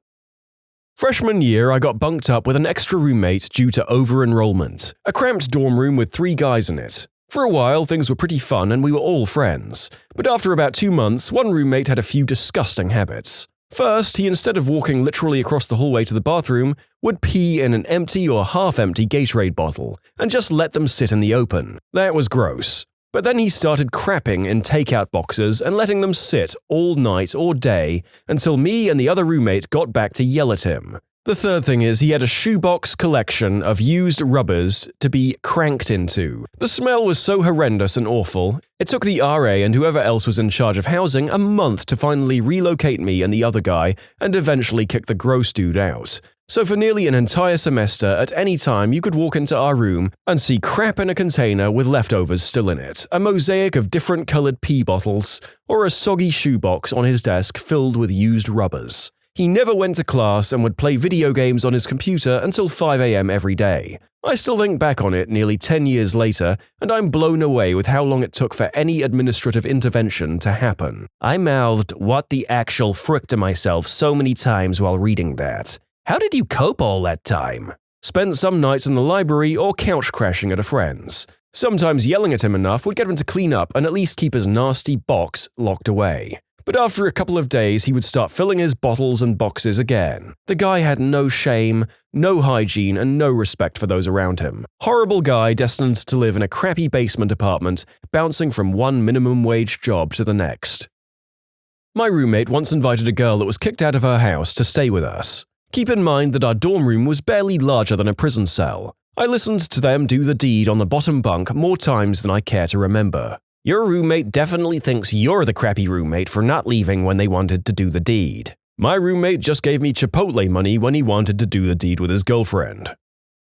My first year, one of my roommates had his girlfriend over for the weekend. He asked me and my other roommate last minute to clear out for 30 minutes of football Sunday, so they could just get it on. This was like the 4th time he'd asked that weekend, with us agreeing each time, but whatever. He didn't get to see his girlfriend that often, so fair enough. I leave and came back 45 minutes later. She's still there, but they're just talking and the door was open. All clear, right? Around 10 minutes later, he asks me to give them a second, and I tell him I'll be in the lounge and to text me when I'm good to come back. He didn't text me. I stayed there for over an hour waiting, but once a friend walked through, I asked him to check if they were still in our room. Nope. He had just left and never told me, while I wasted an hour not watching football. He brought this up in an argument months later, saying that I was a butt for walking in well after the time he'd asked me to stay out, and that he purposefully didn't text me because he was teed off. What the frick? How am I the butthole when I agreed to every single thing he asked? How am I supposed to know that door wide open and just sitting on the bed chatting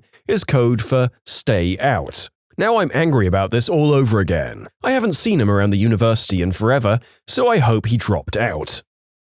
One of my roommates was accused of attempting the unspeakable act on the other during a night of drunken escapades.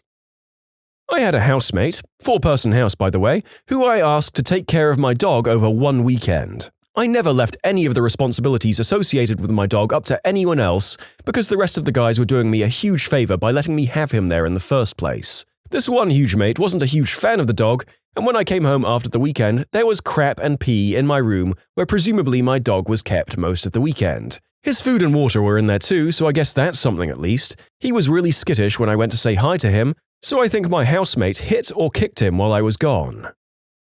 I had a university flatmate who was a bit nuts. It started out with her just stealing my food. I couldn't leave anything in the kitchen for more than 12 hours or she'd have it. And then she would also put passive-aggressive notes up in our kitchen calling me a liar.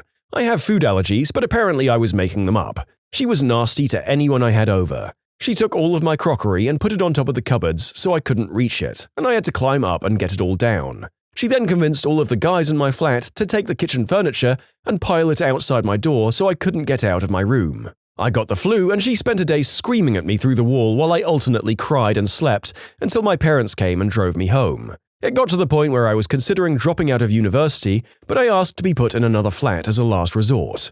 I got moved into a flat with 5 guys and it was so much messier, but so much nicer. Some people are suggesting that I did something to make her this crazy. I didn't do anything. That's why her behavior was just not understandable in any way. I had my own friends, I kept the kitchen tidy when I used it, I didn't make noise late at night, whatever. She was just looking for a punching bag.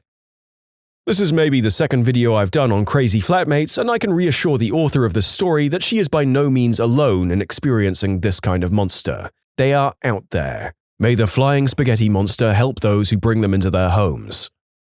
My second year of school, I went to an out-of-state school, and I had to get an apartment because there was no room in campus housing for transfer students. My school provided those of us with a list of other students in the same situation so that we might get together and go in on a place to live. So I ended up just doing that with my roommate. Things were great for like 2 years, and then he started going downhill. His grades were slipping, his girlfriend dumped him, and he didn't make the golf team. Poor guy. About this time, he also stopped contributing around the apartment, like cleaning dishes, taking out the trash, buying toilet paper, and other things.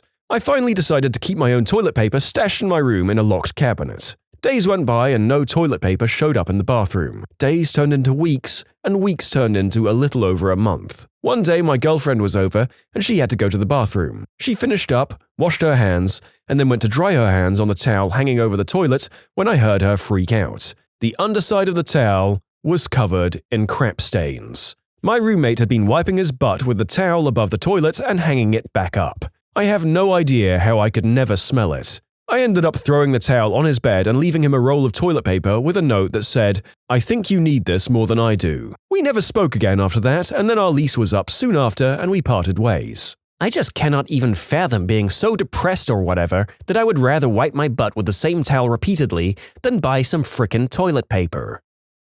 My roommate was this geeky 400-pound guy who watched Sailor Moon in the original Japanese. He had a tiny red-headed girlfriend who regularly beat the crap out of him in daily life, and he let her. At like 6 p.m. on a Thursday, he suddenly asked me if I could vacate the dorm until 11, as they're going back to have some romantic time. I was a little teed off, he gave me no warning, but I left anyway. Got back at midnight and walked into a scene of her in black vinyl gear with a riding crop and a taxi driver's hat, riding him, with him covered in welts from head to toe. I noped the heck right out of there. I had a roommate who was racist and obsessed with World War II Germany. I thought it was just in a History Channel kind of way at first. He then chose to read Mein Kampf for a class. Then he started writing juvenile bathroom graffiti in German in the stalls. He became upset when he found out I dated a black girl in high school. Then the swastika graffiti started showing up in the dorm elevator, along with the N-word drawn in a noose. He had a knife collection. He seriously came back after the first week with an end table, folding chair, and an easy chair, despite the fact that the room had no real extra space for any of it. He smelled and tried to get rid of the room smell with a whole can of peach renizit one day. He left food garbage in his trash, left for the weekend, and when I emptied it because it was smelling, he got mad at me for touching his stuff. He said he'd take care of me if I did it again. He said he hated kids. He was a special ed major. I asked why he'd majored in that if he hated kids, and he said, "There are 52 special ed majors in this school, and I'm one of only 2 guys." I moved out at the start of the next semester as soon as they'd let me. I paid the extra money for a single the next year. I've just looked him up, found a picture of him in black facial makeup and some creepy black and white photos. No, there's nothing wrong with reading Mein Kampf or having a knife collection or not liking kids in and of themselves. Context, people, context. Not a college roommate, but RAF trade training. My roommate came back paralytic drunk, having spewed in the sink in the block shower room until it was so full to the brim, only then to go on and have a nice long pee all over my TV and my shiny new Xbox 360. He was very apologetic the next day, as well as very hungover, which was hilarious to watch in Fizz and Inspection Parade, and he cleaned it all up, so I forgave him for the situation. What commonly accepted historical inaccuracies drive historians crazy? Albert Einstein didn't fail mathematics in school as is commonly believed. Upon being shown a column making this claim, Einstein said, "I never failed mathematics. Before I was 15, I'd mastered differential and integral calculus. Thanks a lot. Now I have no excuse for failing my pre-calc class." I mean, I think not being Einstein is a pretty good excuse. Poor Einstein, he had no excuses. I'm not a historian, just Mexican, and let me say that Cinco de Mayo is not Mexican Independence Day. I am a historian, and let me just say that it drives me mad when people think the Aztecs, actually the Mexica, thought that Cortez was a god. They were 100% clear on the fact that he wasn't. People like to vilify Dona Marina Malinche Malintzin, but she's pretty much proof that nobody thought Cortez was a god, since she actually gave the orders. People also love to think the Spanish showed up with 500 men and took over the capital of the biggest empire in the New World, but they conveniently forget that Tlaxicans have pretty bloody hands in that respect as well, especially considering the fact that they talked Cortez into making a quick detour to Cholula to fricking slaughter everyone.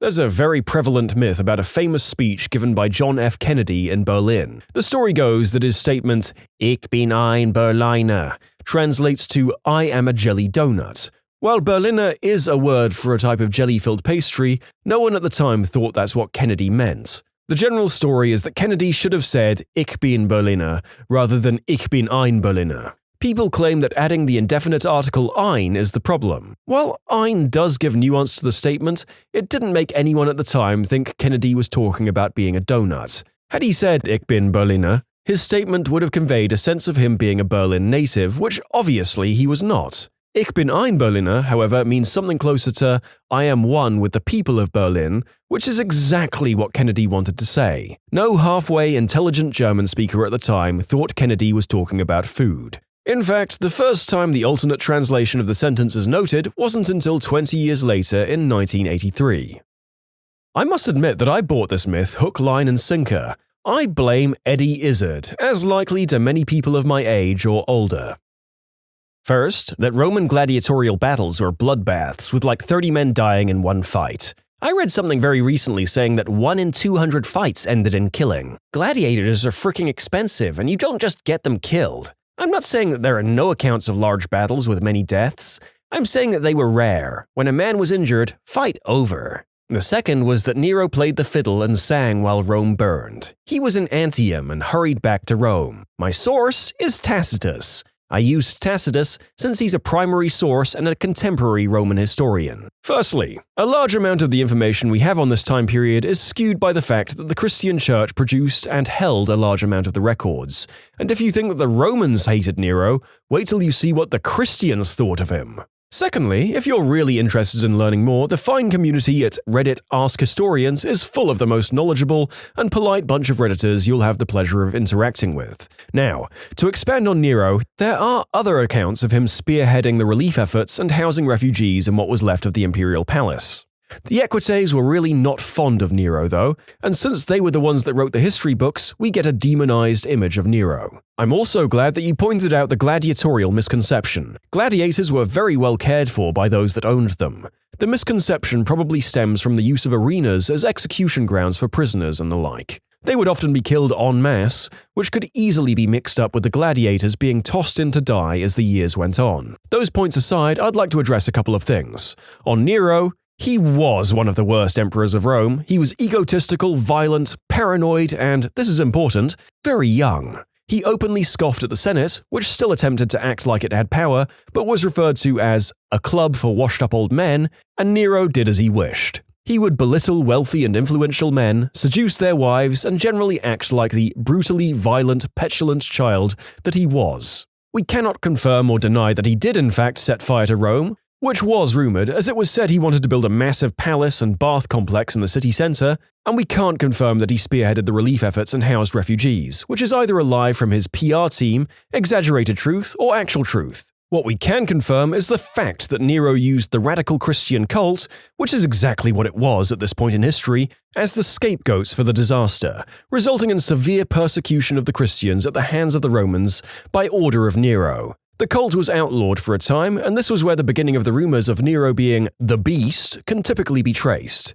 As for gladiators, yes, they would fight lions. No, it wouldn't be often. Lions are expensive. Gladiators are more expensive. There are plenty of instances where large numbers of exotic animals were killed en masse, and even a few instances of gladiators. But the majority of the time, death was reserved for the dishonored gladiator, the unlucky gladiator, and, most commonly, those unfortunate enough to be sentenced to death in the arena. A nice, bloody practice target for a gladiator. I know more about the gladiator diet than their actual combat and interaction, however, so I won't really dive any further than I've already done.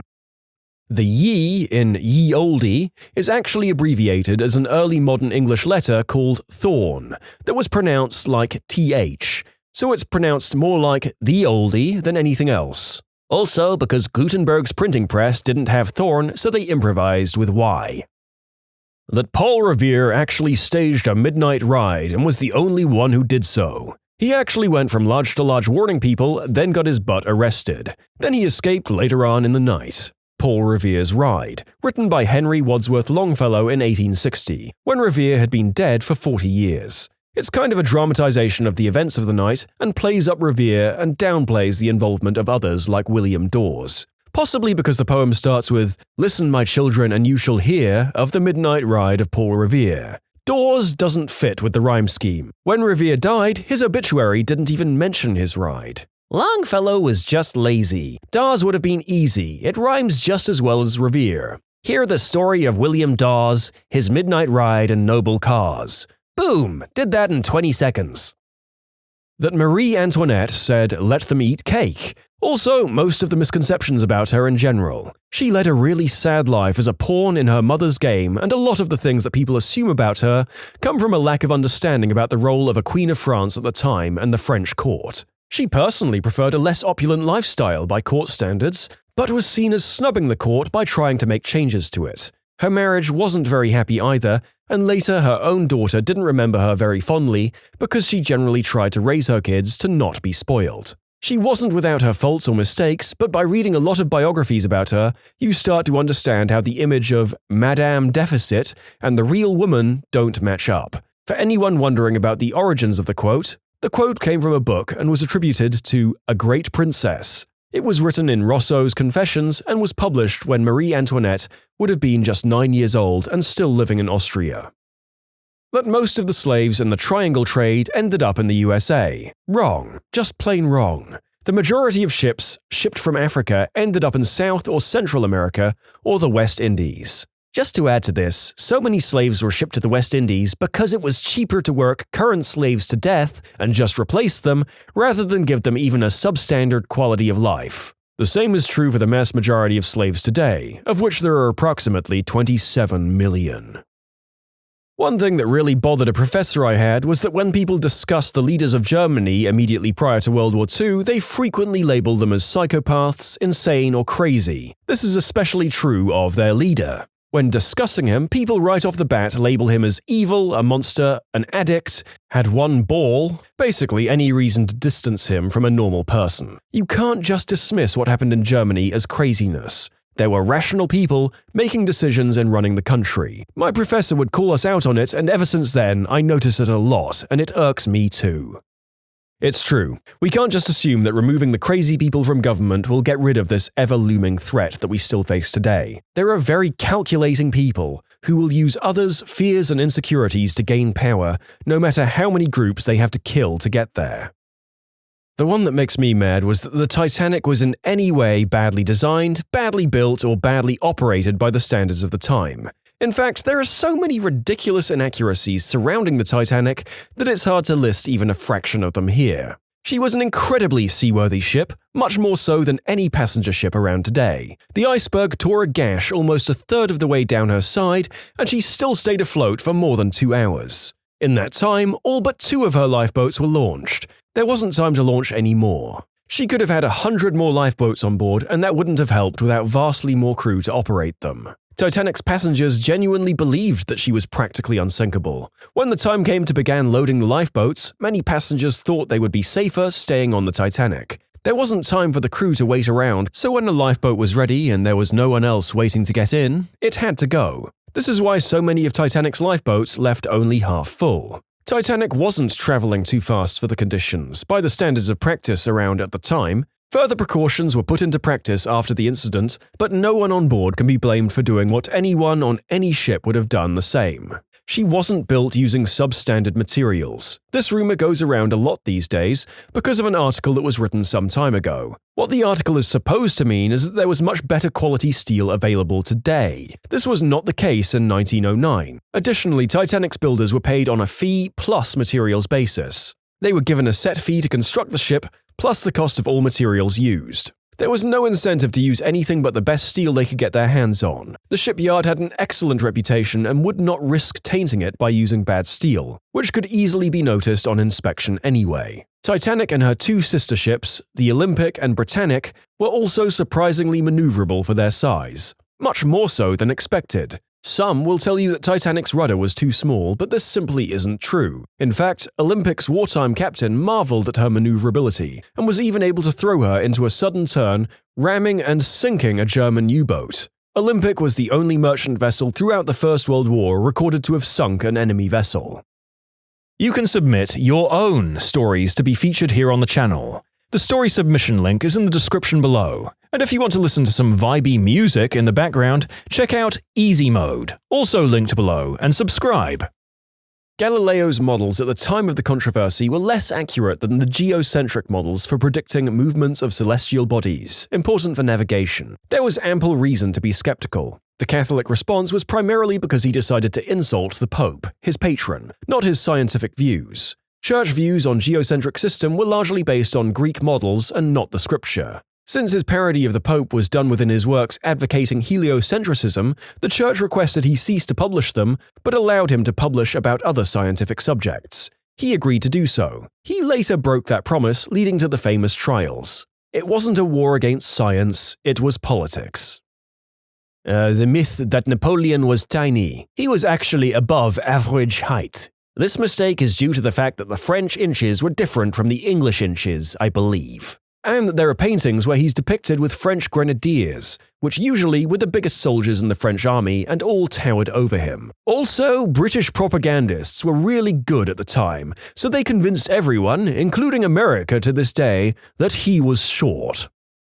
That people in the Middle Ages used spices to mask the flavor of meat that had gone bad. If you could afford spices that were traded from far-off lands at great expense, you could well afford fresh meat. Well, what about local spices? Cumin grew all over the Mediterranean and was used more often than black pepper, which is from India. The ancient Greeks kept cumin at the dining table in its own container, much as pepper is frequently kept today, and this practice continues in Morocco. Cumin was also heavily used in ancient Roman cuisine. The source is Wikipedia here, though. So isn't it plausible that poorer Indians used a variety of things to preserve meat and mask the flavor of lower quality stuff, while poorer Europeans used local cumin for the same purpose? Obviously, people enjoy spices anyway, but it doesn't seem outlandish that poor people would use whatever was local and cheap in greater quantities, whereas richer people would have access to the exotic stuff and use it for more variety. Although even wealthy Romans used spices far in excess compared to what our contemporary palates are used to, essentially masking what we think good meat should taste like. So maybe our entire concept of seasoning just doesn't translate to their time. But the fact is, there were definitely peasants who took their chances on varying grades of crappy meat, but also access to cheap local spices. I think people forget that there's a scale from stomachache to full-on 48-hour gut-wrenching, spew-inducing hell caused by food poisoning, and peasants would be hard-pressed to waste something that was only a little bit spoiled. A quick search also reveals that cumin and coriander are recommended by a lot of websites for treating very mild cases of food poisoning. Any beneficial properties of something so abundant and commonly used back then would have been known through folk recipes and such. The idea that Columbus was trying to prove that the Earth was round, or that anyone at the time period even believed that the Earth was flat. Columbus thought that the distance to India was much shorter than everyone else thought. That's why he went that way. Of course, everyone else was right and the distance was much greater, but America was in the way. This is what I was taught about the whole situation. Is there any truth to it? This is correct. Columbus believed that India was about 3 times closer than it actually is. Those who believed Columbus's voyage would fail did so because had he not run into the Americas, he and his crew would have starved long before ever reaching the Orient. Mark Twain didn't say, "The coldest winter I ever spent was a summer in San Francisco." I've seen quite a few quotes attributed to him that are really of unknown origin. I think because of his wide range of writings, it's easy to claim that he wrote something. The Vikings never wore horns on their helmets. The only reason we believe that is because of poems and tales of the Vikings saying they did so. We found remains of Vikings and non-horned helmets after the idea that they had horns on their helmet was popularized. Just think about it. Aren't horns on helmets a little impractical and inconvenient? You would never use them, and it would make a great handle for the enemy to drag your head to the floor. There are horned helmets at the National Museum of Denmark. Long before the Scandinavians started raiding, and therefore became what we think of as Vikings, their shamans might have worn horned helmets. These helmets predate not only the introduction of Christianity to Denmark, but also the Scandinavian take on the Roman pantheon, Odin, Frigg, Thor, and the others. Yeah, I think anyone who's done even the most general of history courses on Europe has been aware of this, but it's probably a good idea to shout it out to the listeners who don't know. That people who lived before modern medicine lived much shorter lives. When we say that the average life expectancy of an individual in, say, the year 1100 was 35, it doesn't mean that most people lived to around 35 and then suddenly died. It means that mainly due to high childhood mortality and death during childbirth rates, the average age of death was driven down. If you survived childhood and pregnancy, you had a fairly good chance to live well into your 60s or 70s. Of course, people died more often from diseases and malnutrition, but these were marginal factors in reducing the average life expectancy compared to childhood mortality and death during childbirth. Pocahontas and John Smith. Thanks to Disney, no one remembers that Pocahontas was a 12-year-old girl that was kidnapped by a 30-plus-year-old man, dragged from her home, and killed by a disease that she had no immunity to. That a katana is somehow the best sword humanity ever created, and that the samurai were the best swordsmen. Bullcrap! The katana is great, assuming you're fighting in Japan. As soon as you hit somewhere with metal armor, specifically Europe, that sword actually kinda sucks. Also, when you break down sword fighting among all the major sword cultures of Europe, Japan, China, some parts of India, 75% of it is the same crap, mostly with variances in footwork. Europeans could handle a sword just as well as the Japanese. The katana is celebrated because Japan and its samurai class celebrate it. The reality during actual wartime was that the sword was not nearly as important as other weapons, and the real warriors were prized on their skills with other weapons, like the bow or the naginata, which is a weapon not unlike a lance. Swords were like sidearms, and the other weapons were the mainstay. Once peacetime came and the samurai had nothing better to do with their time and money besides wax philosophical, they spent a lot of time glorifying and romanticizing the past. And that's where a lot of the veneration of the sword, bushido, and even the term samurai comes from. Exactly. Just like everyone else. Swords are great in duels. In actual battle, they're actually too difficult to maneuver with everyone crushing in around you. The exemption of the American-Philippine War from lower levels of history classes. I didn't even hear about it, much less learn about it until I took an AP class. Yeah, people really don't learn how crappy America has been sometimes. Yeah, George W. Bush offered the standard US high school explanation of the Spanish-American War during a visit to Manila once, and I facepalmed. The version where Spain totally had it coming because they blew up our one ship? Yeah, and we were greeted as great liberators by the Filipinos who graciously submitted to a half-century more of colonialism with no questions asked. Good old imperialism, the system where everybody wins. It's topics like this that fill me with information that tends to only be useful in making people not like me when I correct them. Knowing things makes me lonely. The common American myth that Jesse James was an American Robin Hood. Jesse James was a fiery rebel who killed unarmed and innocent people who posed no threat to him and robbed southern as well as northern banks and trains. Jesse's murderer is frequently referred to as the coward Robert Ford. While Ford did shoot him while facing his back, Jesse James once shot an innocent man named John Sheets who was merely filling out a bank slip. Jesse James never gave any money back to people who needed it or really had any chivalrous qualities other than deluding himself that he was a southern gentleman. The truth is that Jesse James was a domestic terrorist who stole and victimized dozens of people, killed innocents, and aggrandized himself by stealing the success of others. As someone from the UK, I think people forget about how crappy the country has acted over the centuries. We're obviously not the root of all evil, but people forget. We seem to celebrate the abolition of slavery and look at the US as the ones with slaves, when we'd been carting slaves around the world for a substantially longer time. Having a huge empire might have sounded quite cool and civilizing, but we were pretty awful in some cases, especially with how we treated the Aborigines. The Tories seem to want to bring back the pride in the history of the empire, but it's something we should have looked at more objectively. The same goes for Belgium. Leopold II killed a lot of people. He was responsible for the death of about 10 to 12 million Congolese people. Yet nobody really seems to remember. It just doesn't have the same impact, all because we haven't heard of it or we didn't watch enough documentaries about it. The relative scope of World War II on the Western Front versus the Eastern Front. People never understand or are even taught the sheer magnitude and difference. Americans are taught as if we were basically what won the war in Europe. It's pretty darn misleading. Fun fact, 80% of German combat power was used on the Eastern Front. In reality, D-Day, while significant, did not win the war in Europe. A few battles I would say are more significant would be Stalingrad and of course Kursk. People have no idea of the sheer size of the war on the Eastern Front, not to mention the brutality on both sides. You know it must suck when German troops consider fighting on the Western Front a break or vacation. That there were just 300 Spartans at Thermopylae. There was pretty much every other Greek city-state there at the time. Sparta fielded one of the smallest armies there and reluctantly went to war because they initially wanted to stay behind on their little peninsula. Even after the crap hit the fan and the rest of the Greeks retreated, there were still 700 Thespians and 400 Thebans as well as 300 Spartans that fought to the last. What really rustles my jimmies about it is that the Spartans couldn't be seen as retreating, they had to fight by the morals and laws that had been drummed into them. The Thebans and Thespians just stayed behind because they had gonads of steel, even though in those days they were more of a militia than trained soldiers like the Spartans, and they get zero recognition.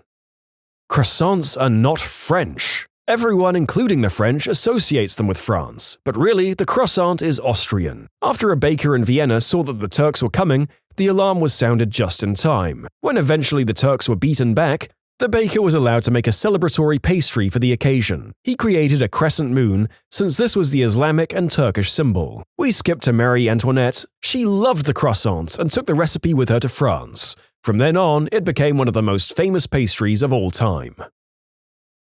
When you subscribe, make sure to hit the bell to turn on notifications. Put the playlist on in the background to finish listening to all the stories, or if you want some vibey music to put on in the background, check out easymode.